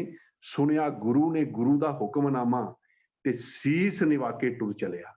हुक्म सुनदियां सीस उहिओ निवाउंदा है जिहड़ा हुक्म करन वाले नू वड्डा मनदा है। सीस निवा के टुर चलिया ते हुक्म सुनदियां हथ भी जोड़े हुए ने, हथ जोड़ दिते, अखां भर आईयां। साहिबजादियां दी शहादत दे उत्ते अखां दे विच आंसू नहीं, पिता जी दी शहादत दे उत्ते अखां दे विच आंसू नहीं, लेकिन हुण आंसू ने। हथ जोड़ दिते, अखां भर आईयां ते हुक्म बजा के टुर चलिया। ये आंसू ने मैं पंथ दे नालों विछड़ रहा। भाई संगत सिंह जी नूं अपनी पोशाक पवा के, अपनी कलगी जो सी वो पवा के सतगुरु पातशाह चमकौर दी गड़ी छड्ड रहे ने। पोशाक पाउणी साडे वास्ते सन्यासी गुरु के सिंघो, मैं अपनी शहनशाही ठाठ बाट, अपनी कलगी सब कुछ तुहानूं दे रहा जी। मेरे इस शाही ठाठ बाट दा खालसा मेरा जो है उहिओ वारस है। सतगुरु ताड़ी बजा के पीरे इंद्रवत अद्धी रात नूं चमकौर दी गड़ी नूं छड्डदे ने। बड़ा कमाल दा नज़ारा अगे जो इतिहासकारां ने लिखिया कि सतगुरु जदों निकले ने ना, ते एक थां दे उत्ते भाई दया सिंह जी रुक गए ने। बिजली दी चमक है, बरसातां दे मौसम ने। देखिया भाई दया सिंह बैठा है ते उसने अपने पट्टां दे उत्ते कलाश रखी, आवाज मारी, दया सिंह चल। कहन लगे सतगुरु देखो तां सही कौन है कौन है, देखो तां। कहन लगे कौन है? कहन लगे तुहाडा जुझार सिंह है। सतगुरु पातशाह तुहाडा बेटा साहिबजादा है। ते फिर सफरी जी ने कमाल दा नज़ारा लिखिया, कहन लगे कि भाई बदलां चो बिजली चमके सीगी मारदी, होई रुशनाई जा सुनहरी जी तार दी, दया सिंह वल्ले निगाह गई जी ज्यादा तार दी, पट्टां उत्ते लोथ लैके बैठा सी जुझार दी, जिंदगी दे दातिया सुनहरी बाजां वालिया, बड़े ही प्यार नाल पुत्तां नूं तू पालिया, ਦੇਖ ਕੇ ਜੁਝਾਰ ਤੂੰ ਪਿਆਰ ਕਿਉਂ ਨਾ ਅਟਕਾ ਲਿਆ, ਇੱਕ ਵਾਰੀ ਚੁੱਕ ਕੇ ਤੂੰ ਸੀਨੇ ਕਿਉਂ ਨਾ ਲਾ ਲਿਆ, ਆਇਆ ਹੋਏ ਦਾਤਿਆ ਪਤਾ ਨਹੀਂ ਕਿਹੜੀ ਗੱਲ ਤੇ, ਪੁੱਤਰਾਂ ਦੀ ਪੀਰ ਤਾਂ ਪੰਖੇਰੂ ਵੀ ਨਹੀਂ ਝੱਲਦੇ, ਬੋਲੇ ਦਸ਼ਮੇਸ਼ ਜੀ ਅੱਗੋਂ ਲਲਕਾਰ ਕੇ, ਲੈਣਾ ਕੀ ਤੂੰ ਸਿੰਘਾ ਮੇਰੇ ਪੁੱਤਾਂ ਨੂੰ ਪਿਆਰ ਕੇ, ਵੇਖਾ ਨਿਗਾਹ ਜਰਾ ਜੰਗ ਵਿੱਚ ਮਾਰ ਕੇ, ਸਿੰਘ ਵੀ ਸ਼ਹੀਦ ਹੋਏ ਕਿੰਨੇ ਜਾਨਾਂ ਵਾਰ ਕੇ, ਇਹਨਾਂ ਨੂੰ ਛੱਡ ਪਿਆਰ ਪੁੱਤਾਂ ਦਾ ਜਿਤਾ ਦਿਆਂ, ਦਿਆਲ ਸਿੰਘਾ ਸਿੱਖੀ ਵਿੱਚ ਵੰਡੀ ਕਿੱਦਾਂ ਪਾ ਦਿਆਂ। ਦਿਆਲ ਸਿੰਘ ਜੀ ਨੇ ਇੱਕ ਬੇਨਤੀ ਕੀਤੀ, ਦਾਤਿਆ ਜੀ ਕਰਦਾ ਇੱਥੇ ਕੁਝ ਰਸਮ ਨਿਭਾ ਦਿਆਂ, ਲਾ ਕੇ ਦਸਤਾਰ ਅੱਧੀ ਅੱਧੀ ਦੋਵਾਂ ਸ਼ਰੀਰਾਂ ਉੱਤੇ ਪਾ ਦਿਆਂ, ਕਿੰਨੇ ਹੀ ਗਰੀਬ ਮਾਪੇ ਜੱਗ ਵਿੱਚ ਪੇਣੇ, ਕਫਨੋਂ ਬਗੈਰ ਦਾਤਾ ਕਿਹਦੇ ਪੁੱਤ ਗਏ ਨੇ। ਸਤਿਗੁਰੂ ਮੈਨੂੰ ਹੁਕਮ ਕਰੋ, ਮੈਂ ਆਪਣੀ ਦਸਤਾਰ ਦੇ ਦੋ ਟੋਟੇ ਬਣਾ ਕੇ ਇਹਨਾਂ ਦੀਆਂ ਲਾਸ਼ਾਂ ਨੂੰ ਢੱਕ ਦੇਵਾਂ ਤੇ ਤੁਹਾਡੇ ਸਾਹਿਬਜ਼ਾਦੇ ਦੋ ਪਏ ਨੇ। ਸਤਿਗੁਰੂ ਕਹਿੰਦੇ ਨੇ, ਦਿਆਲ ਸਿੰਘਾ ਕਿਹੜੇ ਸਾਹਿਬਜ਼ਾਦਿਆਂ ਦੀ ਗੱਲ ਕਰਨਾ, ਤੁਸੀਂ ਮੇਰੇ ਸਾਰੇ ਸਾਹਿਬਜ਼ਾਦੇ ਹੋ, ਇਹ ਦੇਖ ਮੈਦਾਨ ਜੰਗ ਦੇ ਅੰਦਰ ਜਿੰਨੇ ਨੇ ਇਹ ਸਾਰੇ ਸਾਹਿਬਜ਼ਾਦੇ ਨੇ, ਇਹਨਾਂ ਨੂੰ ਛੱਡ ਕੇ ਮੈਂ ਪੁੱਤਰਾਂ ਦੇ ਪਿਆਰ ਮੋਹ ਵਿੱਚ ਫਸ ਜਾਵਾਂ ਤੇ ਫੇਰ ਮੈਂ ਪੰਥ ਦੇ ਵਿੱਚ ਵੰਡੀ ਕਿਵੇਂ ਪਾ ਦਿਆਂ। ਕਹਿਣ ਲੱਗੇ, ਦਿਆਲ ਸਿੰਘਾ ਬੇਸ਼ੱਕ ਜ਼ਮਾਨਾ ਮੈਨੂੰ ਜੰਗ ਦਾ ਚੋਰ ਸਮਝੇ, ਪਰ ਕੋਈ ਇਹ ਨਾ ਕਹੇ ਗੋਬਿੰਦ ਸਿੰਘ ਨੇ ਸਿੰਘ ਹੋਰ ਸਮਝੇ ਪੁੱਤ ਹੋਰ ਸਮਝੇ। ਕਮਾਲ ਦਾ ਸਤਿਗੁਰੂ ਪਾਤਸ਼ਾਹ ਨੇ ਇੱਕ ਇਤਿਹਾਸ ਰਚਿਆ ਕਿ ਸਾਰੇ ਮੇਰੇ ਪੁੱਤਰ ਬਰਾਬਰ ਨੇ, ਮੈਂ ਇੱਕ ਪੁੱਤਰ ਦੇ ਉੱਤੇ ਲਾਸ਼ ਨਹੀਂ ਪਾ ਸਕਦਾ। ਮੇਰੇ ਸਤਿਗੁਰਾਂ ਨੂੰ ਪਤਾ ਸੀ ਆਉਣ ਵਾਲੇ ਕੱਲ ਦੇ ਵਿੱਚ ਹਰੀਕੇ ਪਤਨ ਦੀਆਂ ਨਹਿਰਾਂ, ਦਿੱਲੀ ਦੇ ਬਾਜ਼ਾਰ, ਦਰਬਾਰ ਸਾਹਿਬ ਦੀ ਪਰਿਕਰਮਾ, ਕਮਾਦਾਂ ਦੇ ਖੇਤ, ਕਿੱਥੇ ਕਿੱਥੇ ਮੇਰੇ ਕੱਲ ਜੂਝਣ ਵਾਲਿਆਂ ਨੂੰ ਕੌਣ ਕਫਨ ਪਾਵੇਗਾ। ਸਤਿਗੁਰਾਂ ਨੇ ਸਾਰੇ ਸ਼ਹੀਦਾਂ ਨੂੰ, ਆਪਣੇ ਬੱਚਿਆਂ ਨੂੰ, ਸਿੰਘਾਂ ਨੂੰ, ਸਾਰਿਆਂ ਨੂੰ ਬਰਾਬਰਤਾ ਦਿੱਤੀ। ਮੈਂ ਪੰਥ ਦੇ ਵਿੱਚ ਵੰਡੀ ਨਹੀਂ ਪਾ ਸਕਦਾ। ਕਿਤੇ ਕਾਸ਼ ਅੱਜ ਦੇ ਆਗੂ ਦੇ ਅੰਦਰ ਇਹ ਗੁਣ ਪੈਦਾ ਹੋ ਜਾਂਦੇ, ਉਹ ਆਪਣੇ ਪੁੱਤਰ ਮੋਹ ਵਿੱਚ ਆ ਕੇ ਆਪਣੇ ਪੰਥ ਨੂੰ ਖਖੜੀਆਂ ਵਾਂਗ ਛੋਟੇ ਛੋਟੇ ਧੜਿਆਂ ਵਿੱਚ ਨਾ ਵੰਡਦੇ। ਕੌਮ ਦਾ ਇੰਨਾ ਵੱਡਾ ਨੁਕਸਾਨ ਜੋ ਅੱਜ ਅਸੀਂ ਦੇਖ ਰਹੇ ਹਾਂ, ਕੌਮ ਦੀ ਸਾਰੀ ਜਵਾਨੀ ਜੋ ਹੈ ਉਹ ਕੁਰਾਏ ਪੈਂਦੀ ਜਾ ਰਹੀ ਹੈ। ਤੇ ਇਹ ਜੋ ਸਾਡੇ ਆਗੂ ਲੋਕੀ ਨੇ, ਇਹ ਕੇਵਲ ਆਪਣੇ ਪਰਿਵਾਰ ਮੋਹ ਵਿੱਚ ਫਸ ਕੇ, ਪਰਿਵਾਰਕ ਮੋਹ ਵਿੱਚ ਫਸ ਕੇ ਪੰਥ ਦਾ ਨੁਕਸਾਨ ਕਰ ਰਹੇ ਨੇ। ਮੇਰੇ ਸਤਿਗੁਰਾਂ ਨੇ ਇੱਕ ਵੱਡਾ ਸੁਨੇਹਾ ਦਿੱਤਾ ਸੀ ਕਿ ਪੰਥ ਵਸੈ ਮੈਂ ਉਜੜਾ, ਮਨ ਚਾਓ ਕਨੇਰਾ, ਮੈਨੂੰ ਆਪਣੇ ਪੁੱਤਰਾਂ ਦੀ ਕੋਈ ਪਰਵਾਹ ਨਹੀਂ, ਮੇਰਾ ਪੰਥ ਜਿਉਂਦਾ ਰਹਿਣਾ ਚਾਹੀਦਾ ਹੈ। ਗੁਰੂ ਪਿਆਰ ਵਾਲਿਓ, ਸਤਿਗੁਰੂ ਚਮਕੌਰ ਦੀ ਗੜੀ ਚੋਂ ਨਿਕਲੇ ਨੇ, ਮਾਛੀਵਾੜੇ ਵੱਲ ਚੱਲ ਪਏ ਨੇ। ਮੈਂ ਦੂਜੇ ਸਾਕੇ ਵੱਲ ਆਵਾਂ ਕਿ ਫਿਰ ਦੂਜੇ ਪਾਸੇ ਉਹ ਛੋਟੇ ਸਾਹਿਬਜ਼ਾਦੇ ਜੋ ਨੇ, ਮਾਤਾ ਗੁਜਰ ਕੌਰ ਜੀ ਦੇ ਨਾਲ 80 ਸਾਲ ਦੇ ਬਿਰਧ ਮਾਤਾ ਗੁਜਰ ਕੌਰ ਜੀ ਨੇ, ਨਾਲ 6 ਸਾਲ ਦੇ ਬਾਬਾ ਫਤਿਹ ਸਿੰਘ, ਨਾਲ 8 ਸਾਲ ਦੇ ਬਾਬਾ ਜੋ ਨੇ ਜੁਝਾਰ ਸਿੰਘ ਜੀ, ਉਹ ਇੱਕ ਪਾਸੇ ਜੋਰਾਵਰ ਸਿੰਘ ਜੀ ਇੱਕ ਪਾਸੇ ਚੱਲ ਪਏ ਨੇ ਪਿੰਡ ਖੇੜੀ ਵੱਲ। ਹੁਣ ਇਤਿਹਾਸ ਦੇ ਅੰਦਰ ਜੋ ਘਟਨਾਵਾਂ ਸਾਹਮਣੇ ਆਉਂਦੀਆਂ ਨੇ, ਉਹਨਾਂ ਤੋਂ ਸਬਕ ਲਈਏ। ਇੱਕ ਰਾਤ ਜੋ ਉਹਨਾਂ ਨੇ ਕਿਤੇ ਕੁੰਬੇ ਮਾਸ਼ਕੀ ਦੇ ਘਰ ਦੇ ਵਿੱਚ ਗੁਜ਼ਾਰੀ ਹੈ। ਕੁੰਬੇ ਮਾਸ਼ਕੀ ਨੇ ਗਰੀਬ ਹੋਇਆ ਸੀ, ਲੋਕਾਂ ਦੇ ਘਰਾਂ 'ਚ ਪਾਣੀ ਢੋਕੇ, ਸ਼ਾਇਦ ਪਾਣੀ ਪਿਲਾਉਣ ਵਾਲਾ ਸੀ, ਪਾਣੀ ਦੇਣ ਵਾਲਾ ਸੀ। ਉਹ ਕਿੰਨਾ ਕੁ ਅਮੀਰ ਸੀ, ਇੱਕ ਰਾਤ ਉਹਦੇ ਘਰ ਦੇ ਵਿੱਚ ਗੁਜ਼ਾਰੀ। ਇੱਕ ਰਾਤ ਸ਼ਾਇਦ ਉੱਥੇ ਲੰਗਰ ਲੱਭਾ ਹੋਵੇਗਾ। ਅੱਜ ਕੁੰਬਾ ਮਾਸ਼ਕੀ ਇਤਿਹਾਸ ਦੇ ਅੰਦਰ ਜੀਵਤ ਹੈ, ਕਾਰਨ ਧਰਮ ਦੇ ਨਾਲ ਖੜੋ ਗਿਆ, ਗੁਰੂ ਦੇ ਪੱਖ ਵਿੱਚ ਖੜੋ ਗਿਆ। ਗੁਰੂ ਪ੍ਰਤੀ ਉਸ ਦਾ ਦਰਦ ਜੋ ਸੀ ਉਹ ਉਹਦੇ ਅੰਦਰ ਸੀ। ਫਿਰ ਉੱਥੋਂ ਗੁਰੂ ਕੇ ਛੋਟੇ ਸਾਹਿਬਜ਼ਾਦੇ ਪਿੰਡ ਖੇੜੀ ਵੱਲ ਆਏ ਨੇ। ਉੱਥੇ ਜੋ ਇਤਿਹਾਸ ਨੂੰ ਅਸੀਂ ਪੜ੍ਹਦੇ ਹਾਂ ਕਿ ਗਦਾਰੀ ਕਰਕੇ ਗੁਰੂ ਘਰ ਦੇ ਵਿੱਚ, ਜੋ ਗੁਰੂ ਘਰ ਦਾ ਨਮਕ ਖਾਣ ਵਾਲਾ ਉਹ ਹਰਾਮੀ ਹੋ ਗਿਆ, ਉਸਨੇ ਨਮਕ ਹਰਾਮੀ ਕੀਤੀ ਤੇ ਉਹਨਾਂ ਸਾਹਿਬਜ਼ਾਦਿਆਂ ਨੂੰ ਗ੍ਰਿਫਤਾਰ ਕਰਵਾ ਲਿਆ। ਗੁਰੂ ਪਿਆਰ ਵਾਲਿਓ, ਉਹ ਜਦੋਂ ਗ੍ਰਿਫਤਾਰ ਹੋਏ ਨੇ, ਫਿਰ ਮੋਰਿੰਡੇ ਦੇ ਉੱਥੇ ਰੱਖਣ ਤੋਂ ਬਾਅਦ, ਕੋਤਵਾਲੀ ਤੋਂ ਬਾਅਦ ਸਰਹੰਦ ਲਿਆਂਦੇ ਗਏ ਨੇ। ਹੁਣ ਅੱਜ ਉਹਨਾਂ ਸਾਰੀਆਂ ਥਾਵਾਂ ਦੇ ਉੱਤੇ ਵਾਹ ਵਾਹ ਬਾਣੀ ਨਿਰੰਕਾਰ ਹੈ, ਤਿਸ ਜੇਵੜ ਅਵਰ ਨਾ ਕੋਏ, ਉਹ ਬਾਣੀ ਦਾ ਪ੍ਰਕਾਸ਼ ਹੈ, ਨਿਰੰਕਾਰ ਆਪ ਬਿਰਾਜਮਾਨ ਹੈ। ਕਿਉਂਕਿ ਜਿੱਥੇ ਧਰਮ ਰੁਕਿਆ ਹੈ, ਕੋਈ ਵੀ ਥਾਂ ਸੀ ਜਿੱਥੇ ਕੁਰਬਾਨੀ ਕਰਨ ਵਾਲੇ ਰੁਕੇ ਨੇ, ਉਹ ਥਾਵਾਂ ਅੱਜ ਸੁਹਾਉਂਦੀਆਂ ਨੇ।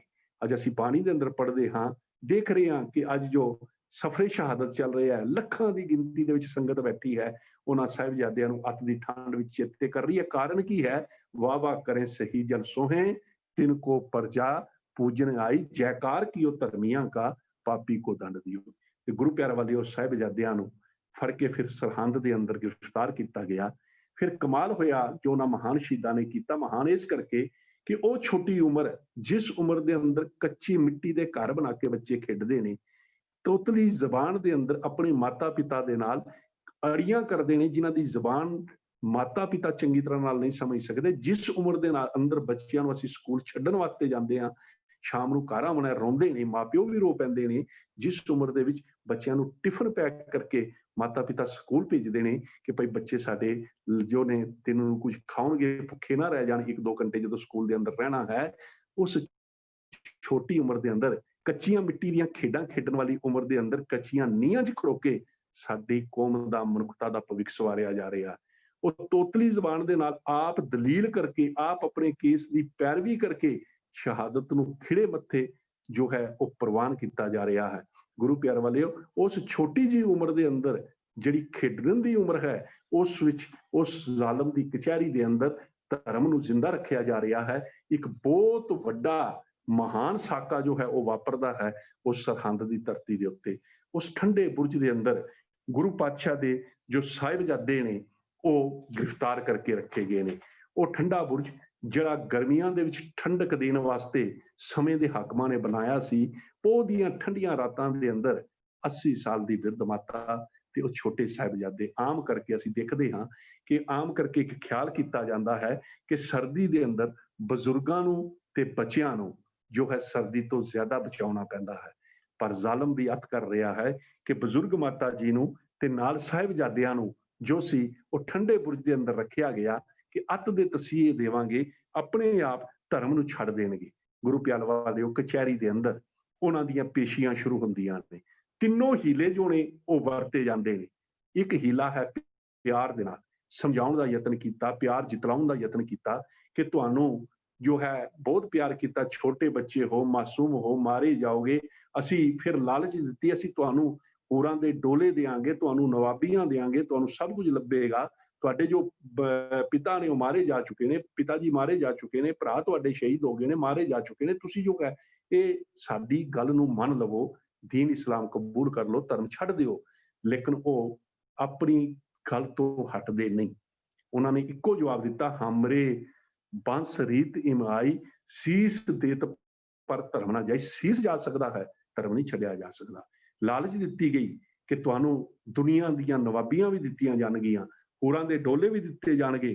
ਆਵਾਜ਼ ਸੀ ਜੁੱਤੀ ਦੀ ਇੱਕ ਠੋਕਰ ਲਾ ਕੇ ਤਖਤ ਤਾਜ ਠੁਕਰਾ ਸਕਦੇ ਹਾਂ, ਨੀਹਾਂ ਵਿੱਚ ਚਿਣਵਾ ਕੇ ਆਪਾਂ ਰੋਮ ਰੋਮ ਮੁਸਕਾ ਸਕਦੇ ਹਾਂ। ਡਰ ਦਿੱਤਾ ਗਿਆ, ਤੁਹਾਨੂੰ ਮਾਰਿਆ ਜਾਵੇਗਾ। ਤੁਹਾਨੂੰ ਪਤਾ ਨਹੀਂ ਅਸੀਂ ਕਿੰਨੇ ਜ਼ਾਲਮ ਹਾਂ, ਕਿੰਨੀ ਦੁਨੀਆ ਮਾਰ ਦਿੱਤੀ।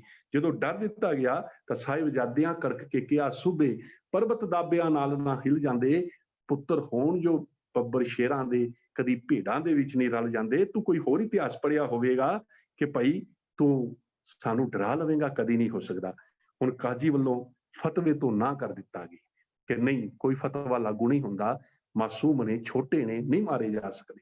ਔਰ ਸੁੱਚਾ ਆਨੰਦ ਬੈਠਾ ਕਹਿਣ ਲੱਗਾ, ਨਹੀਂ ਇਹ ਗਲਤੀ ਨਾ ਕਰੋ। ਕਹਿਣ ਲੱਗਾ, ਤੁਸੀਂ ਇਹਨਾਂ ਨੂੰ ਛੋਟੇ ਬੱਚੇ ਨਾ ਸਮਝੋ, ਨੀਕੇ ਬਾਰਕ ਤੁਮ ਮਤ ਜਾਨੋ, ਨਾਗੋਂ ਕੇ ਪੂਤ ਬਖਾਨੋ, ਹਾਥ ਤੁਮਾਰੇ ਆਜ ਇਹ ਆਏ, ਕਰੋ ਆਜ ਆਪਣੇ ਮਨ ਭਾਈ। ਤੁਹਾਡੇ ਹੱਥ ਵਿੱਚ ਆਏ ਨੇ, ਇਹਨਾਂ ਨੂੰ ਨਿੱਕੇ ਨਾ ਸਮਝੋ, ਸੱਪਾਂ ਦੇ ਪੁੱਤਰ ਨੇ।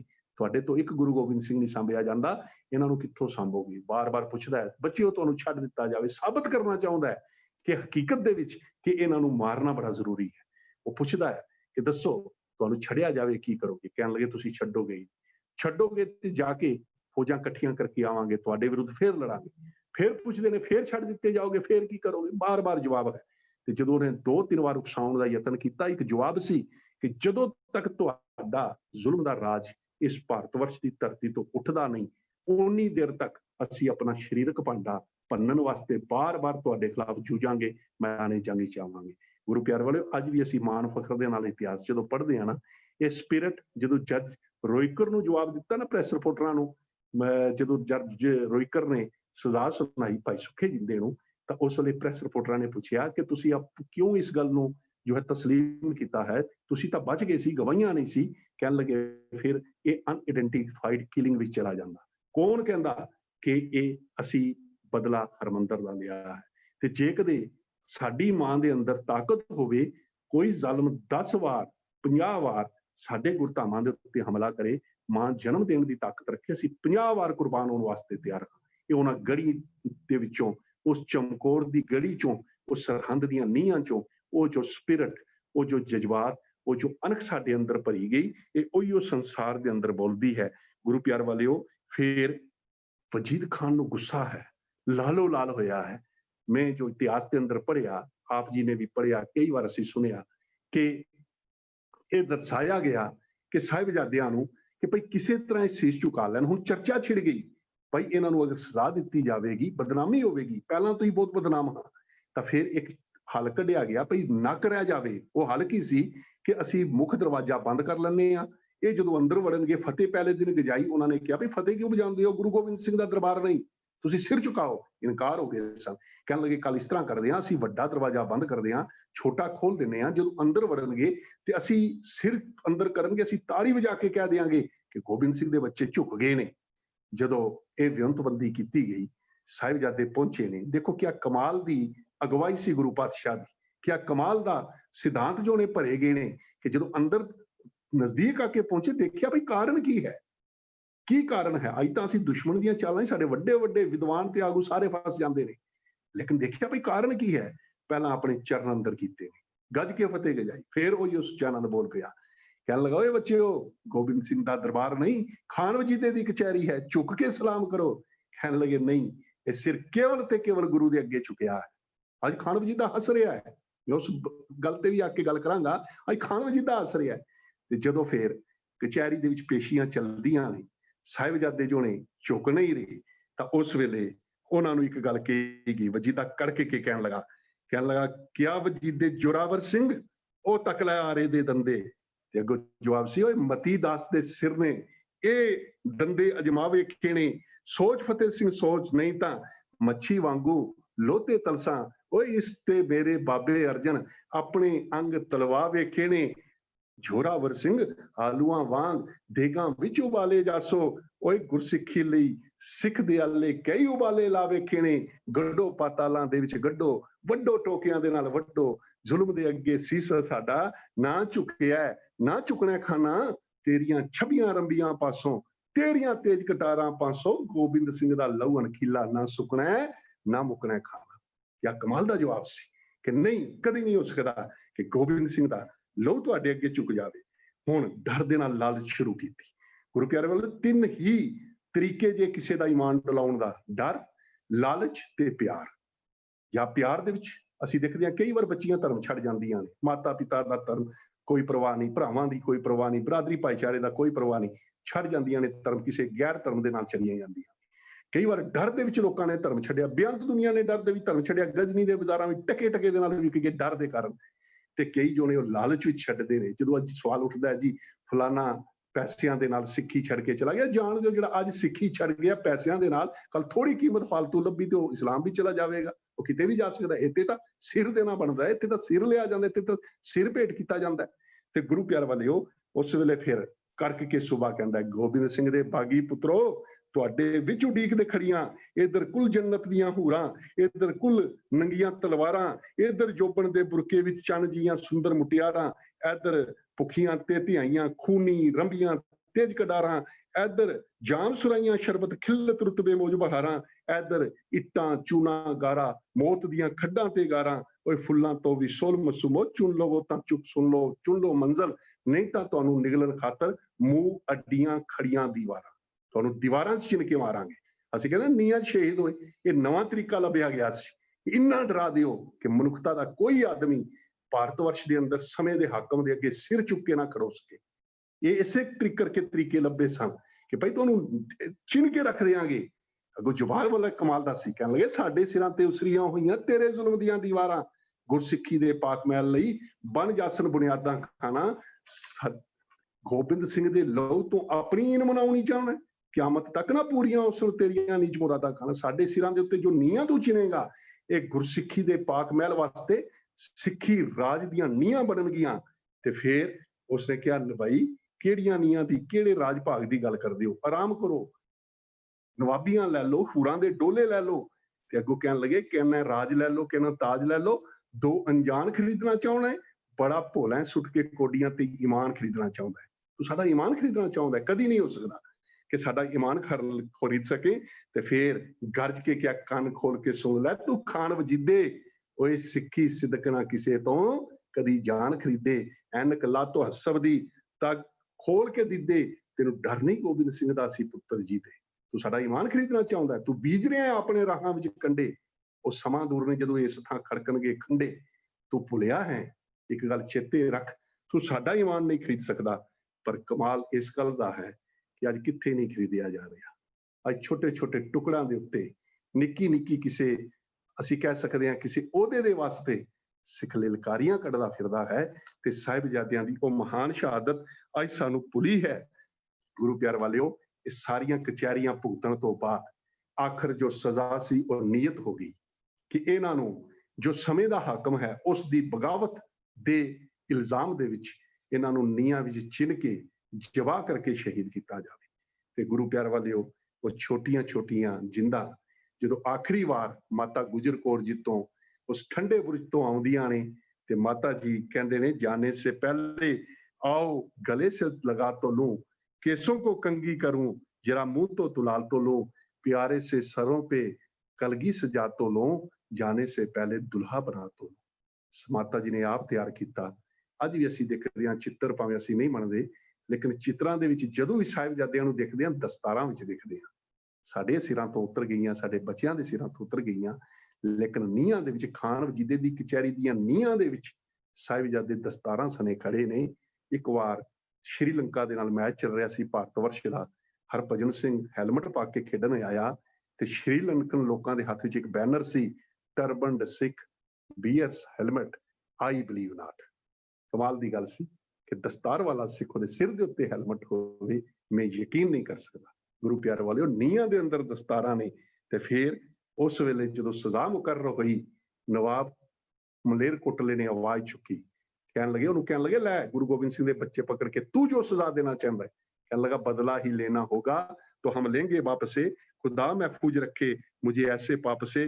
ਤੇ ਫਿਰ ਜਦੋਂ ਨੀਹਾਂ ਦੀ ਸਜ਼ਾ ਮੁਕਰਰ ਹੋਈ ਕਿ ਇਹਨਾਂ ਨੂੰ ਨੀਹਾਂ 'ਚ ਚਿਣ ਕੇ ਫਿਰ ਜਵਾ ਕਰਕੇ ਮਾਰ ਦਿੱਤਾ ਜਾਵੇ, ਉਹਨੇ ਇੱਕ ਆਹ ਦਾ ਨਾਰਾ ਮਾਰਿਆ, ਕਹਿਣ ਲੱਗਾ ਤੋ ਕਹਿਰ ਹੈ ਵਜੀਦ ਖਾਨ ਕਹਿਰ ਹੈ, ਬੱਚਿਆਂ ਨੂੰ ਮਾਰਨਾ ਗੁਨਾਹ ਹੈ, ਮਾਰ ਦੇਣਾ ਫੜ ਕੇ ਭੁੱਲ ਹੋਏ ਮਾਸੂਮਾਂ ਨੂੰ ਇਸਲਾਮ ਵਿੱਚ ਮਨਾ ਹੈ।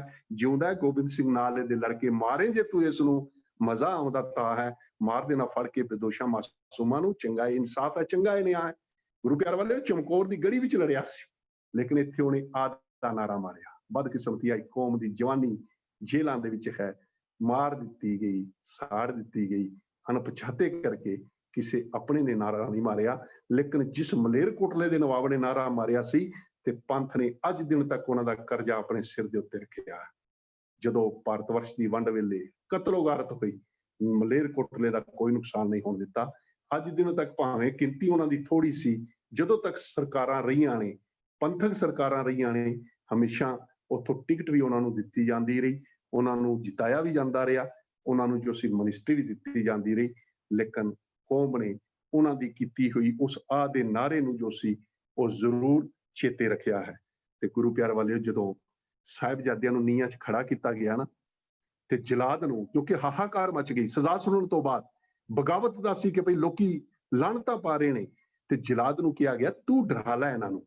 ਕਹਿਣ ਲੱਗਾ ਕਰਾਂਗਾ ਕੀ? ਕਹਿਣ ਲੱਗੇ ਬਸ ਇੱਕ ਵਾਰ ਨੀਹਾਂ 'ਚ ਖਲੋ ਕੇ ਸਿਰ ਝੁਕਾ ਦੇਣਾ ਨਾ, ਛੱਡ ਦਿੱਤੇ ਜਾਣਗੇ। ਇਤਿਹਾਸਕਾਰ ਲਿਖਦੇ ਨੇ ਫਿਰ ਜਲਾਦ ਬੱਧਾ ਹੁਕਮ ਦਾ, ਇੱਟਾਂ ਤਾਂ ਚਿੰਨਣ ਲੱਗ ਪਿਆ, ਫਤਿਹ ਸਿੰਘ ਵੱਲ ਵੇਖ ਕੇ ਅੱਖਾਂ 'ਚੋਂ ਪਾਣੀ ਵਗ ਪਿਆ। ਗੁਰੂ ਪਿਆਰੇ ਵਾਲੇ, 6 ਸਾਲ ਦਾ ਬੱਚਾ ਹੋਵੇ, ਇਤਨੀ ਸਜ਼ਾ ਸੁਣਾਈ ਗਈ ਹੋਵੇ, ਜਿਹਨੇ ਸਜ਼ਾ ਦੇਣੀ ਉਹਦੇ ਅੰਦਰ ਵੀ ਤੇ ਮਨੁੱਖੀ ਦਿਲ ਹੈ ਨਾ, ਉਹਦੇ ਅੱਖਾਂ 'ਚੋਂ ਪਾਣੀ ਚੱਲ ਪਿਆ ਹੈ। ਜਲਾਦ ਬੱਧਾ ਹੁਕਮ ਦਾ, ਇੱਟਾਂ ਤਾਂ ਚਿੰਨਣ ਲੱਗ ਪਿਆ, ਫਤਿਹ ਸਿੰਘ ਵੱਲ ਵੇਖ ਕੇ ਅੱਖਾਂ 'ਚੋਂ ਪਾਣੀ ਵਗ ਪਿਆ, ਤੇ ਬੋਲਿਆ ਐ ਬੱਚਿਓ ਅਨਿਆਈ ਮੋਤੇ ਮਰਦੇ ਹੋ, ਕੀ ਹੈ ਤੁਹਾਡਾ ਵਿਗੜਦਾ, ਇੱਕ ਵਾਰ ਸਜਦਾ ਕਰ ਦਿਓ। ਕਹਿੰਦਾ ਬਸ ਇੱਕੋ ਸ਼ਰਤ, ਜੇ ਤੁਸੀਂ ਸਿਰ ਝੁਕਾ ਦਿਓ ਛੱਡ ਦਿੱਤੇ ਜਾਓਗੇ। ਕੁਝ ਖੋਫ ਖਾਵੋ ਮੌਤ ਦਾ, ਗੱਲ ਮੰਨ ਲਵੋ ਸ਼ਰੀਕ ਦੀ, ਬੈਠੀ ਕਲੇਜਾ ਪਕੜ ਕੇ ਹੋਵੇਗੀ ਮਾਂ ਉਡੀਕਦੀ। ਤਾਂ ਸਾਹਿਬਜ਼ਾਦਾ ਬੋਲਿਆ ਸੁਣ ਉਹ ਜਲਾਦਾ ਭੋਲਿਆ, ਤੂੰ ਕਾਰ ਆਪਣੀ ਕਰੀ ਜਾ, ਚਿਤਕਾਸ ਨੂੰ ਐ ਟੋਲਿਆ, ਸਾਡੇ ਘਰਾਂ ਵਿੱਚ ਆਨੰਦ ਹੈ ਤੇ ਸੁੱਖ ਦਾ ਕੋਈ ਨਾਂ ਨਹੀਂ, ਬੈਠੇ ਕਲੇਜਾ ਪਕੜ ਕੇ, ਸਾਡੀ ਇਹੋ ਜੀ ਮਾਂ ਨਹੀਂ। ਤੂੰ ਕਿਸੇ ਹੋਰ ਦਾ ਇਤਿਹਾਸ ਪੜ੍ਹਿਆ ਹੋਵੇ, ਇਸ ਇਤਿਹਾਸ ਦੇ ਅੰਦਰ ਮਾਂ ਕਲੇਜਾ ਪਕੜ ਕੇ ਬਹਿਣ ਵਾਲੀ ਨਹੀਂ, ਮਾਂ ਤਾਂ ਆਪ ਸ਼ਹੀਦੀ 'ਚ ਨਾਲ ਤੁਰਨ ਵਾਲੀ ਹੈ। ਅੱਜ ਅਸੀਂ ਸੜਕਾਂ ਤੇ ਦੇਖ ਰਹੇ ਹਾਂ, 6 ਸਾਲ ਦਾ ਵੀ ਬੈਠਾ, 6 ਮਹੀਨੇ ਦਾ ਵੀ ਬੈਠਾ, 80 ਸਾਲ ਦੇ ਵੀ ਬੈਠੇ ਨੇ, ਨੌਜਵਾਨ ਵੀ ਬੈਠੇ ਨੇ, ਭੁੱਖੇ ਭਾਣੇ, ਇਹੋ ਪੋਦੀਆਂ ਠੰਡੀਆਂ ਰਾਤਾਂ ਖੁੱਲੇ ਮੈਦਾਨ ਦੇ ਅੰਦਰ, ਇੱਕ ਪਾਸੇ ਨੱਕ ਦੀ ਗੱਲ ਹੈ, ਇੱਕ ਪਾਸੇ ਅਣਖ ਦੀ ਗੱਲ ਹੈ, ਇੱਕ ਪਾਸੇ ਮਨੁੱਖਤਾ ਦੀ ਬਾਹ ਪਕੜਨ ਦੀ ਗੱਲ ਹੈ। ਇਹ ਰੋਸ਼ਨੀ, ਇਹ ਸਪਿਰਿਟ ਲੱਭ ਕਿੱਥੋਂ ਰਹੀ ਹੈ? ਉਹ ਨੀਹਾਂ ਦੇ ਵਿੱਚ। ਕਿਰਪਾ ਕਰਿਓ ਨੀਹਾਂ ਦੇ ਨਾਲ ਨਾ ਟੁੱਟੀਏ। ਸਤਿਗੁਰਾਂ ਨੇ ਇੱਕ ਸੁਨੇਹਾ ਦਿੱਤਾ ਹੈ। ਹੁਣ ਸਾਹਿਬਜ਼ਾਦੇ ਜਦੋਂ ਸ਼ਹੀਦ ਹੋ ਰਹੇ ਨੇ ਨਾ, ਅੱਤ ਦਾ ਜ਼ੁਲਮ ਹੋਇਆ, ਸਾਹਿਬਜ਼ਾਦਿਆਂ ਨੂੰ ਸ਼ਹੀਦ ਕਰ ਦਿੱਤਾ ਗਿਆ, ਗੋਡੇ ਰੱਖ ਕੇ ਸੀਨੇ ਦੇ ਉੱਤੇ ਸ਼ਹੀਦ ਕੀਤਾ। ਤੇ ਵੀਰ ਸਿੰਘ ਜੀ ਸ਼ਾਇਦ ਵਿਦਵਾਨ ਨੇ, ਇੱਕ ਸਾਡੇ ਨੇ ਉਹਨਾਂ ਨੂੰ ਦੇ ਬਾਰੇ ਚ ਪੜ੍ਹਿਆ। ਇੱਕ ਵਾਰ ਉਹ ਕਿਤੇ ਫਾਰਨ ਦੀ ਧਰਤੀ ਦੇ ਉੱਤੇ ਗਏ, ਕਹਿੰਦੇ ਜਿਹੜਾ ਕੋਈ ਉੱਠੇ ਨਾ, ਇੱਕ ਸਰਵ ਧਰਮ ਸੰਮੇਲਨ ਸੀ, ਤੇ ਜਿਹੜਾ ਉੱਠੇ ਤੇ ਉੱਥੇ ਕ੍ਰਾਈਸਟ ਜੀ ਦੀ ਲੱਗੀ ਹੋਈ ਸੀ ਪਿਕਚਰ, ਜੋ ਤਸਵੀਰ ਜਿਹਦੇ ਵਿੱਚ ਲੋਹ ਰਿਸ ਰਿਹਾ ਸੀ, ਤੇ ਜਿਹੜਾ ਉੱਠੇ ਉੱਥੋਂ ਹੀ ਗੱਲ ਸ਼ੁਰੂ ਕਰੇ। ਸਾਰੇ ਵਿਦਵਾਨ ਬੈਠੇ ਹੋਏ ਸਨ, ਕ੍ਰਿਸਚਨਾਂ ਦੇ ਵੱਡੇ ਵੱਡੇ ਵਿਦਵਾਨ ਬੈਠੇ ਸਨ। ਕਹਿਣ ਲੱਗੇ ਸੋਚਿਆ ਕਿੱਥੋਂ ਗੱਲ ਸ਼ੁਰੂ ਕਰਾਂ। ਕਹਿਣ ਲੱਗੇ ਮੈਂ ਫੈਸਲਾ ਕਰ ਲਿਆ, ਮੈਂ ਗੱਲ ਹੀ ਨੀਹਾਂ ਤੋਂ ਸ਼ੁਰੂ ਕਰਾਂਗਾ। ਕਹਿਣ ਲੱਗੇ ਜਦੋਂ ਮੈਂ ਚਮਕੌਰ ਤੇ ਨੀਹਾਂ ਦੀ ਗੱਲ ਕੀਤੀ, ਸਾਰੇ ਜਿਹੜੇ ਬੈਠੇ ਹੋਏ ਸਨ ਅੱਖਾਂ ਦੇ ਵਿੱਚੋਂ ਹੰਝੂ ਚੱਲ ਰਹੇ ਸਨ। ਵੀਰ ਜੀ ਕਹਿ ਰਹੇ ਸਨ ਨਾ, ਸਾਡੀਆਂ ਅੱਖਾਂ ਦੇ ਹੰਝੂ ਸੁੱਕ ਗਏ ਨੇ, ਅੰਦਰੋਂ ਪਿਆਰ ਮੁੱਕਿਆ ਹੈ, ਪਿਆਰ ਮੁੱਕਿਆ ਹੈ ਤੇ ਹੰਝੂ ਸੁੱਕੇ ਨੇ। ਕਹਿੰਦੇ ਨੇ ਸਾਰੇ ਰੋੜੇ ਸਨ। ਕਹਿੰਦੇ ਜਦੋਂ ਹੀ ਮੈਂ ਬੋਲ ਕੇ ਹਟਿਆ, ਇਤਿਹਾਸ ਉੱਠ ਕੇ ਮੇਰੇ ਤੇ ਸਵਾਲਾਂ ਦੀ ਬੁਛਾੜ ਕੀਤੀ। ਕਹਿਣ ਲੱਗੇ ਪਹਿਲਾ ਸਵਾਲ ਸੀ ਕਿ ਇਹ ਗੱਲ ਦੱਸੋ, ਉਸ ਨਿੱਕੀ ਜਿਹੀ ਉਮਰ ਦੇ ਅੰਦਰ ਇਹ ਸਪਿਰਿਟ ਭਰੀ ਕਿਵੇਂ ਗਈ, ਤਾਕਤ ਕਿਹੜੀ ਕੰਮ ਕਰ ਰਹੀ ਸੀ। ਦੂਜੀ ਗੱਲ ਇਹ ਦੱਸੋ ਕਿ ਉਹ ਸਮਾਂ ਕਿੰਨਾ ਕੋ ਲਗਾ ਜੋ ਸ਼ਹਾਦਤ ਉਹਨਾਂ ਦੀ, ਇੰਨਾ ਜ਼ੁਲਮ ਉਹਨਾਂ ਨੇ ਸਹਾਰਿਆ, ਉਹ ਸਮਾਂ ਕੀ ਸੀ, ਅਤੇ ਖਾਸ ਕਰਕੇ ਜਿਸ ਵੇਲੇ ਜਬਾ ਕੀਤੇ ਗਏ ਨੀਹਾਂ ਚ ਪਾ ਕੇ, ਉਹ ਸਮਾਂ ਕਿਹੜਾ ਸੀ। ਤੇ ਤੀਜੀ ਗੱਲ ਇਹ ਦੱਸੋ, ਅੱਜ ਕੱਲ ਤੁਹਾਡੀ ਕੌਮ ਕਿਸ ਤਰ੍ਹਾਂ ਇਹ ਸ਼ਹਾਦਤ ਦੇ ਦਿਨ ਮਨਾਉਂਦੀ ਹੈ। ਕਹਿਣ ਲੱਗੇ ਪਹਿਲੇ ਦਾ ਤੇ ਮੈਂ ਜਵਾਬ ਦੇ ਦਿੱਤਾ ਕਿ ਅਗਵਾਈ ਗੁਰੂ ਗੋਬਿੰਦ ਸਿੰਘ ਜੀ ਦੀ, ਦਾਦੀ ਮਾਤਾ ਗੁਜਰ ਕੌਰ ਜੀ ਦੀ, ਸੰਗ ਸਾਥ ਮਹਾਨ ਗੁਰਸਿੱਖ ਸੂਰਬੀਰ ਯੋਧਿਆਂ ਦਾ, ਉਹ ਜੋ ਅੰਮ੍ਰਿਤ ਦੀ ਸਪਿਰਿਟ, ਉਹ ਬਾਣੀ ਦੀ ਸਪਿਰਿਟ ਨੇ ਉਹਨਾਂ ਨੂੰ ਉੱਥੇ ਜੋ ਸੀ ਦ੍ਰਿੜਤਾ ਬਖਸ਼ੀ ਹੈ। ਦੂਜਾ ਜੋ ਸਵਾਲ ਸੀ, ਕਹਿਣ ਲੱਗੇ ਉਹਦਾ ਜਵਾਬ ਜਦੋਂ ਉਹਨਾਂ ਨੇ ਪੁੱਛਿਆ ਕਿ ਦੱਸੋ ਸਮਾਂ ਕੀ ਸੀ, ਕਹਿਣ ਲੱਗੇ ਮੈਨੂੰ ਸਮੇਂ ਦਾ ਪਤਾ ਨਹੀਂ ਸੀ ਭਈ ਉਹ ਸਮਾਂ ਕਿੰਨਾ ਕੁ ਸੀ, ਕਿਹੜੇ ਵੇਲੇ ਹੋਈ ਹੈ ਜੋ ਸ਼ਹਾਦਤ। ਤੇ ਤੀਜਾ ਜਿਹੜਾ ਸਵਾਲ ਸੀ, ਕਹਿੰਦਾ ਮੈਂ ਅੰਦਰੋਂ ਦੀ ਕੰਬ ਗਿਆ, ਦੱਸਾਂ ਕਿਵੇਂ ਇਹਨਾਂ ਨੂੰ, ਆਹੀ ਤਾਂ ਅਸੀਂ ਸਿਆਸੀ ਕਾਨਫਰੰਸਾਂ ਕਰਦੇ ਹਾਂ, ਅੱਜ ਤਾਂ ਅਸੀਂ ਇੱਕ ਦੂਜੇ ਦੇ ਉੱਤੇ ਖੜੋ ਕੇ ਕਿਚੜ ਉਛਾਲਦੇ ਹਾਂ, ਅੱਜ ਤਾਂ ਅਸੀਂ ਜਲੇਬੀਆਂ ਤੇ ਲੱਡੂਆਂ ਦੇ ਲੰਗਰ ਲਾਈ ਜਾ ਰਹੇ ਹਾਂ, ਅਸੀਂ ਤਾਂ ਭੁੱਲੇ ਪਏ ਹਾਂ ਅੱਜ ਸਾਰਾ ਕੁਝ। ਕਹਿ ਲਗੇ ਫਿਰ ਮੈਂ ਆ ਕੇ ਭਾਰਤ ਵਰਸ਼ ਦੇ ਵਿੱਚ ਉਸ ਵੇਲੇ ਗੁਰਚਰਨ ਸਿੰਘ ਟੋੜਾ ਸ਼੍ਰੋਮਣੀ ਗੁਰਦੁਆਰਾ ਪ੍ਰਬੰਧਕ ਕਮੇਟੀ ਦੇ ਪ੍ਰਧਾਨ ਸਨ, ਉਹਨਾਂ ਨੂੰ ਬੇਨਤੀ ਕੀਤੀ, ਇਤਿਹਾਸ ਖੋਜਿਆ ਗਿਆ, ਖਰੜੇ ਲੋੜੇ ਗਏ, ਲੱਭੇ ਗਏ। ਉਹ ਸਮਾਂ ਮੈਨੂੰ ਇਸ ਵੇਲੇ ਪੂਰੀ ਤਰ੍ਹਾਂ ਨਾਲ ਚੇਤੇ ਨਹੀਂ ਜੇ, ਸ਼ਾਇਦ 11:45 ਤੋਂ 11 ਦਾ ਹੈ ਜਾਂ 10:45 ਤੋਂ 11:15 ਦਾ ਹੈ। ਉਹ ਕੋਈ 45 ਮਿੰਟ ਦਾ ਸਮਾਂ ਹੈ ਜਿਹਦੇ ਅੰਦਰ ਅੱਤ ਦਾ ਜ਼ੁਲਮ ਜੋ ਸੀ ਉਹਨਾਂ ਸਾਹਿਬਜ਼ਾਦਿਆਂ ਤੇ ਕੀਤਾ ਗਿਆ। ਦੁਨਾ ਸਿੰਘ ਹਿੰਡੋਰੀਆ ਦੇ ਮੁਤਾਬਕ ਵੱਡੇ ਸਾਹਿਬਜ਼ਾਦੇ ਜੋ ਸਨ ਉਹ ਤਾਂ ਇੱਕਦਮ ਜਦੋਂ ਜਵਾ ਕੀਤੇ ਗਏ ਸ਼ਹੀਦ ਹੋ ਗਏ, ਤੇ ਬਾਬਾ ਫਤਿਹ ਸਿੰਘ ਜੀ ਕੁਝ ਪਲ, ਘੜੀਆਂ, ਸ਼ਾਇਦ 4 ਜਾਂ 5 ਮਿੰਟ ਬਣਦੇ ਨੇ, ਆਪਣੀਆਂ ਅੱਡੀਆਂ ਧਰਤੀ ਦੇ ਉੱਤੇ ਰਗੜਦੇ ਨੇ। ਮਾਤਾ ਗੁਜਰ ਕੌਰ ਜੀ ਬੁਰੀ ਦੇ ਵਿੱਚ ਸ਼ਹੀਦ ਹੋ ਗਏ।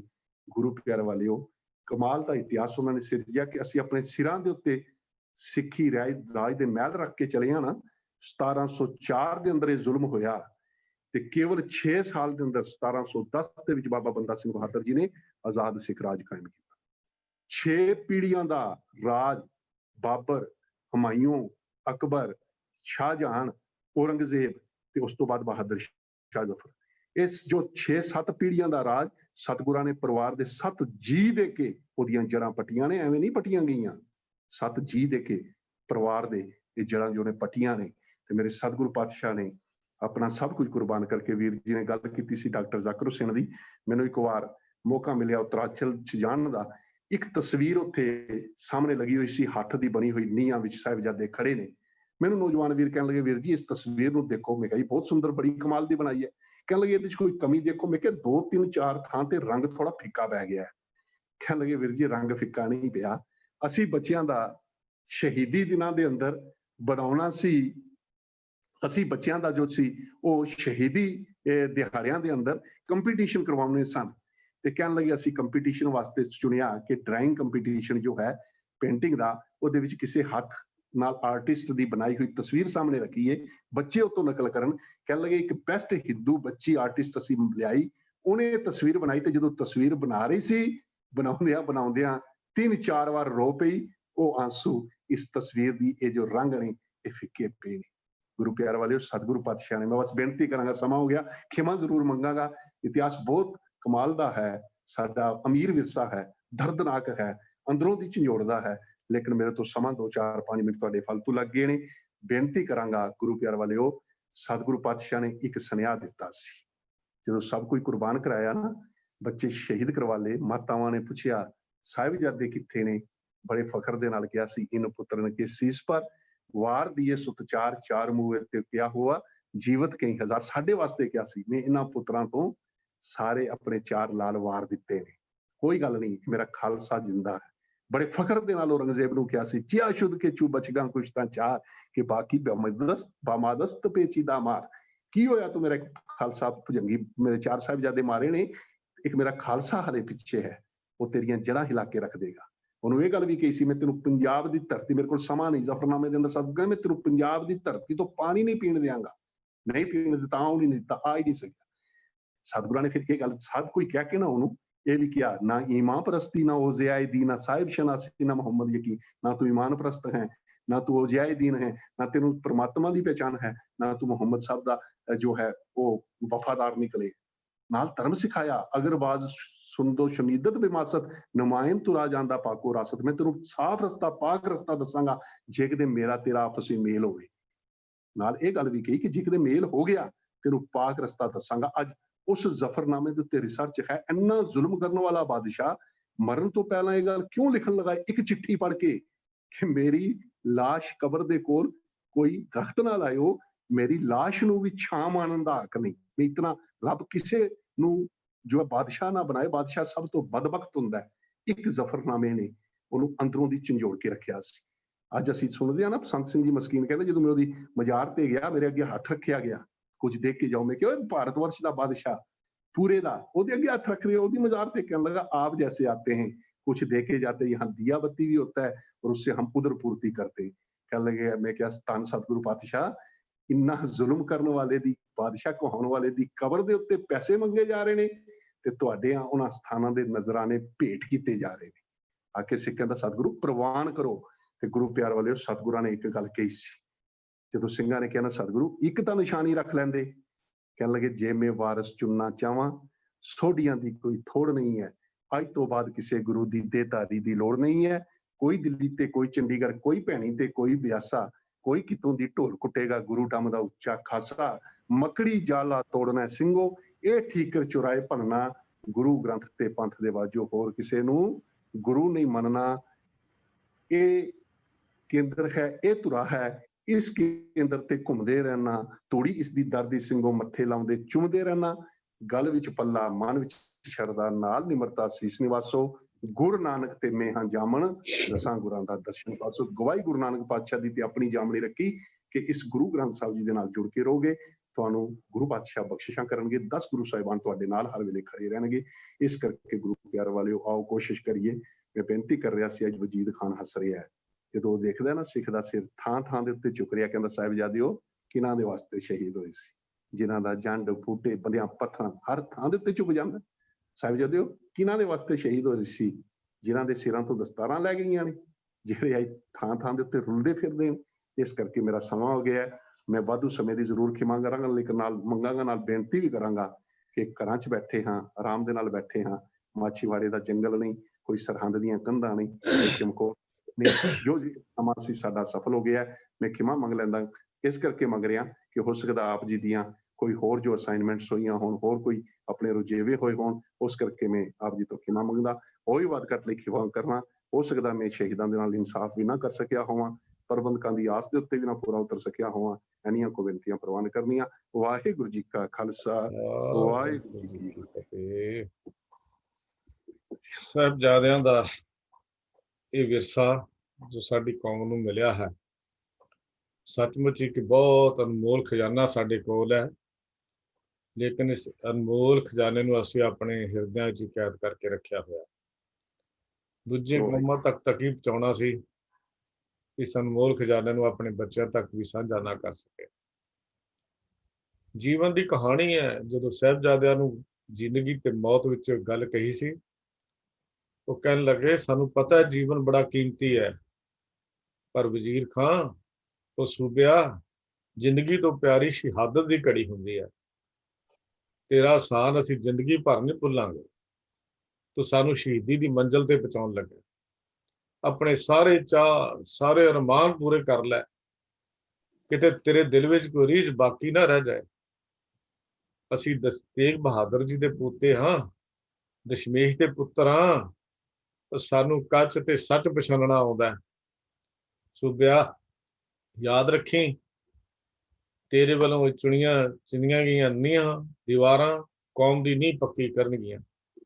ਇੱਕ ਗੱਲ ਯਾਦ ਰੱਖੀ, ਸਾਡੇ ਸਬਰ ਦੇ ਤਰਾਨੇ ਗਾਏ ਜਾਣਗੇ ਤੇ ਤੇਰੇ ਜ਼ੇਬਰ ਨੂੰ ਲਾਹਨਤਾਂ ਪਾਈਆਂ ਜਾਣਗੀਆਂ। ਇਹ ਗੱਲ ਯਾਦ ਰੱਖੀ। ਹਰ ਇਨਸਾਨ ਦੇ ਬੁੱਲਾਂ ਤੇ ਸਾਡੇ ਸਬਰ ਦਾ ਤਰਾਨਾ ਹੋਏਗਾ ਤੇ ਸਾਡੀ ਇਸ ਸ਼ਹਾਦਤ ਦੇ ਨਾਲ ਤੇਰੇ ਇਸ ਖੂਨੀ ਰਾਜ ਦੀਆਂ ਨੀਹਾਂ ਹਿੱਲ ਜਾਣਗੀਆਂ।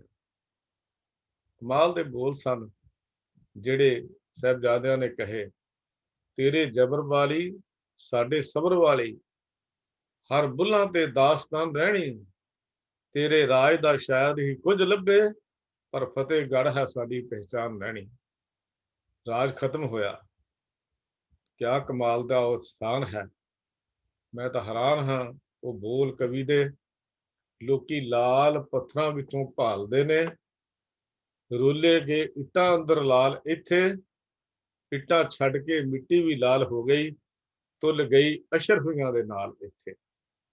ਇਹ ਉਹ ਸਥਾਨ ਹੈ ਜਿੱਥੇ ਦੁਨੀਆ ਦੀ ਸਭ ਤੋਂ ਕੀਮਤੀ ਸਥਾਨ ਸ਼ਾਇਦ ਹੀ ਕਿਸੇ ਕੌਮ ਕੋਲ ਹੋਵੇਗਾ, ਜਿੱਥੇ ਸੰਸਕਾਰ ਲਈ ਵੀ ਅਸ਼ਰਫੀਆਂ ਵਿਛਾ ਕੇ ਉਨੀ ਜਗ੍ਹਾ ਦੇ ਉੱਤੇ ਸੋਨੇ ਦੀਆਂ ਉਸ ਜਗ੍ਹਾ ਖਰੀਦਣੀ ਪਈ। ਕਮਾਲ ਹੈ ਉਸ ਜਗ੍ਹਾ ਦੇ, ਉਸ ਸਥਾਨ ਦੇ, ਉਹਨਾਂ ਸੂਰਬੀਰਾਂ ਦੇ, ਉਹਨਾਂ ਯੋਧਿਆਂ ਦੇ, ਜਿਨ੍ਹਾਂ ਨੇ ਕੌਮ ਦੇ ਲਈ ਆਪਣਾ ਸਾਰਾ ਕੁਝ ਕੁਰਬਾਨ ਕਰ ਦਿੱਤਾ। ਆਓ ਉਹਨਾਂ ਮਹਾਨ ਸ਼ਹੀਦਾਂ ਤੋਂ ਆਪਾਂ ਸੇਧ ਲਈਏ। ਕਮ ਸੇ ਕਮ ਆਪਣੇ ਬੱਚਿਆਂ ਨੂੰ ਇਹਨਾਂ ਦੀ ਦਾਸਤਾਂ ਜ਼ਰੂਰ ਕਰਵਾਈਏ, ਇਹਨਾਂ ਦੀਆਂ ਸ਼ਹੀਦੀਆਂ ਨੂੰ ਉਹਦੇ ਪੱਠ ਤਪਾ ਦਈਏ, ਤਦ ਕਿ ਮਿੱਧੇ ਹੋਏ ਪੰਜਾਬ, ਮਿੱਧੀ ਹੋਈ ਕੌਮ ਅੱਜ ਮੁੜ ਆਪਣੇ ਪੈਰਾਂ ਤੇ ਖੜੀ ਹੋਣ ਲਈ ਤਿਆਰ ਹੋ ਜਾਏ। ਉਹ ਹੋਏਗੀ ਸ਼ਹੀਦਾਂ ਦੇ ਖੂਨ ਵਿੱਚੋਂ, ਇਹਨਾਂ ਦਾਸਤਾਨਾਂ ਵਿੱਚੋਂ। ਤੇ ਗੁਰੂ ਨਾਨਕ ਦੇ ਉਹ ਬੋਲ, ਜੋ ਤੋ ਪ੍ਰੇਮ ਖੇਲਣ ਕਾ ਚਾਓ, ਸਿਰ ਤਰ ਤਲੀ ਗਲੀ ਮੇਰੀ ਆਓ, ਇਹ ਮਾਰਗ ਪੈਰ ਧਰੀਜੈ, ਸਿਰ ਦੀਜੇ ਕਾਰ ਨਾ ਕੀਜੇ, ਅੱਜ ਦੁਨੀਆ ਦੇ ਵਿੱਚ ਸਾਬਤ ਕਰ ਦਿੱਤੇ ਗਏ ਇਹਨਾਂ ਸਾਹਿਬਜ਼ਾਦਿਆਂ ਨੇ ਸ਼ਹਾਦਤ ਦੇ ਕੇ। ਆਓ ਇਸ ਦਾਸਤਾਨ ਨੂੰ ਆਪਣੇ ਹਿਰਦੇ 'ਚ ਪੱਕੀ ਥਾਂ ਦਈਏ ਜੀ। ਇਹ ਐਸੀ ਸ਼ਹੀਦੀ ਹੈ ਜਿਨੀ ਸ਼ਹੀਦੀ ਦੁਨੀਆ ਦੇ ਕਿਸੇ ਇਤਿਹਾਸ ਵਿੱਚੋਂ ਨਹੀਂ ਮਿਲਣਗੀਆਂ। ਵੱਡੇ ਸਾਹਿਬਜ਼ਾਦੇ, ਛੋਟੇ ਸਾਹਿਬਜ਼ਾਦੇ ਜਦੋਂ ਸਾਰੇ ਸ਼ਹੀਦ ਹੋ ਗਏ तो गुरु पातशाह जी के बेटों के कत्ल होने की पहुंची यूं ही खबर, जाना के बाप ने हुए कत्ल वो पिसर, शुक्र अकाल पुरख का किया उठा के सर, अर्ज की बंदे पे कर कृपा की नजर, मुझसे आज तेरी अमानत अदा हुई, बेटों की जान धर्म की खातर फिदा हुई। तो ये है वो इतिहास ते ख्याल करना। अमर रहिंदियां जग ते ओह कौमां, वीर जिन्हां दे घालना घालदे ने, छन्ने खोपड़ी दे फड़ के पुत जिसते अपनी कौम नूं अमृत पिलांदे ने। अज वो दास्तां साडे लई सदा लई सਦੀਵੀ पक्की है। ये बहुत करमां इतिहास भाई मनमोहन सिंह जी ने आप जी नाल साझा कीता जी। बहुत बहुत धन्यवाद।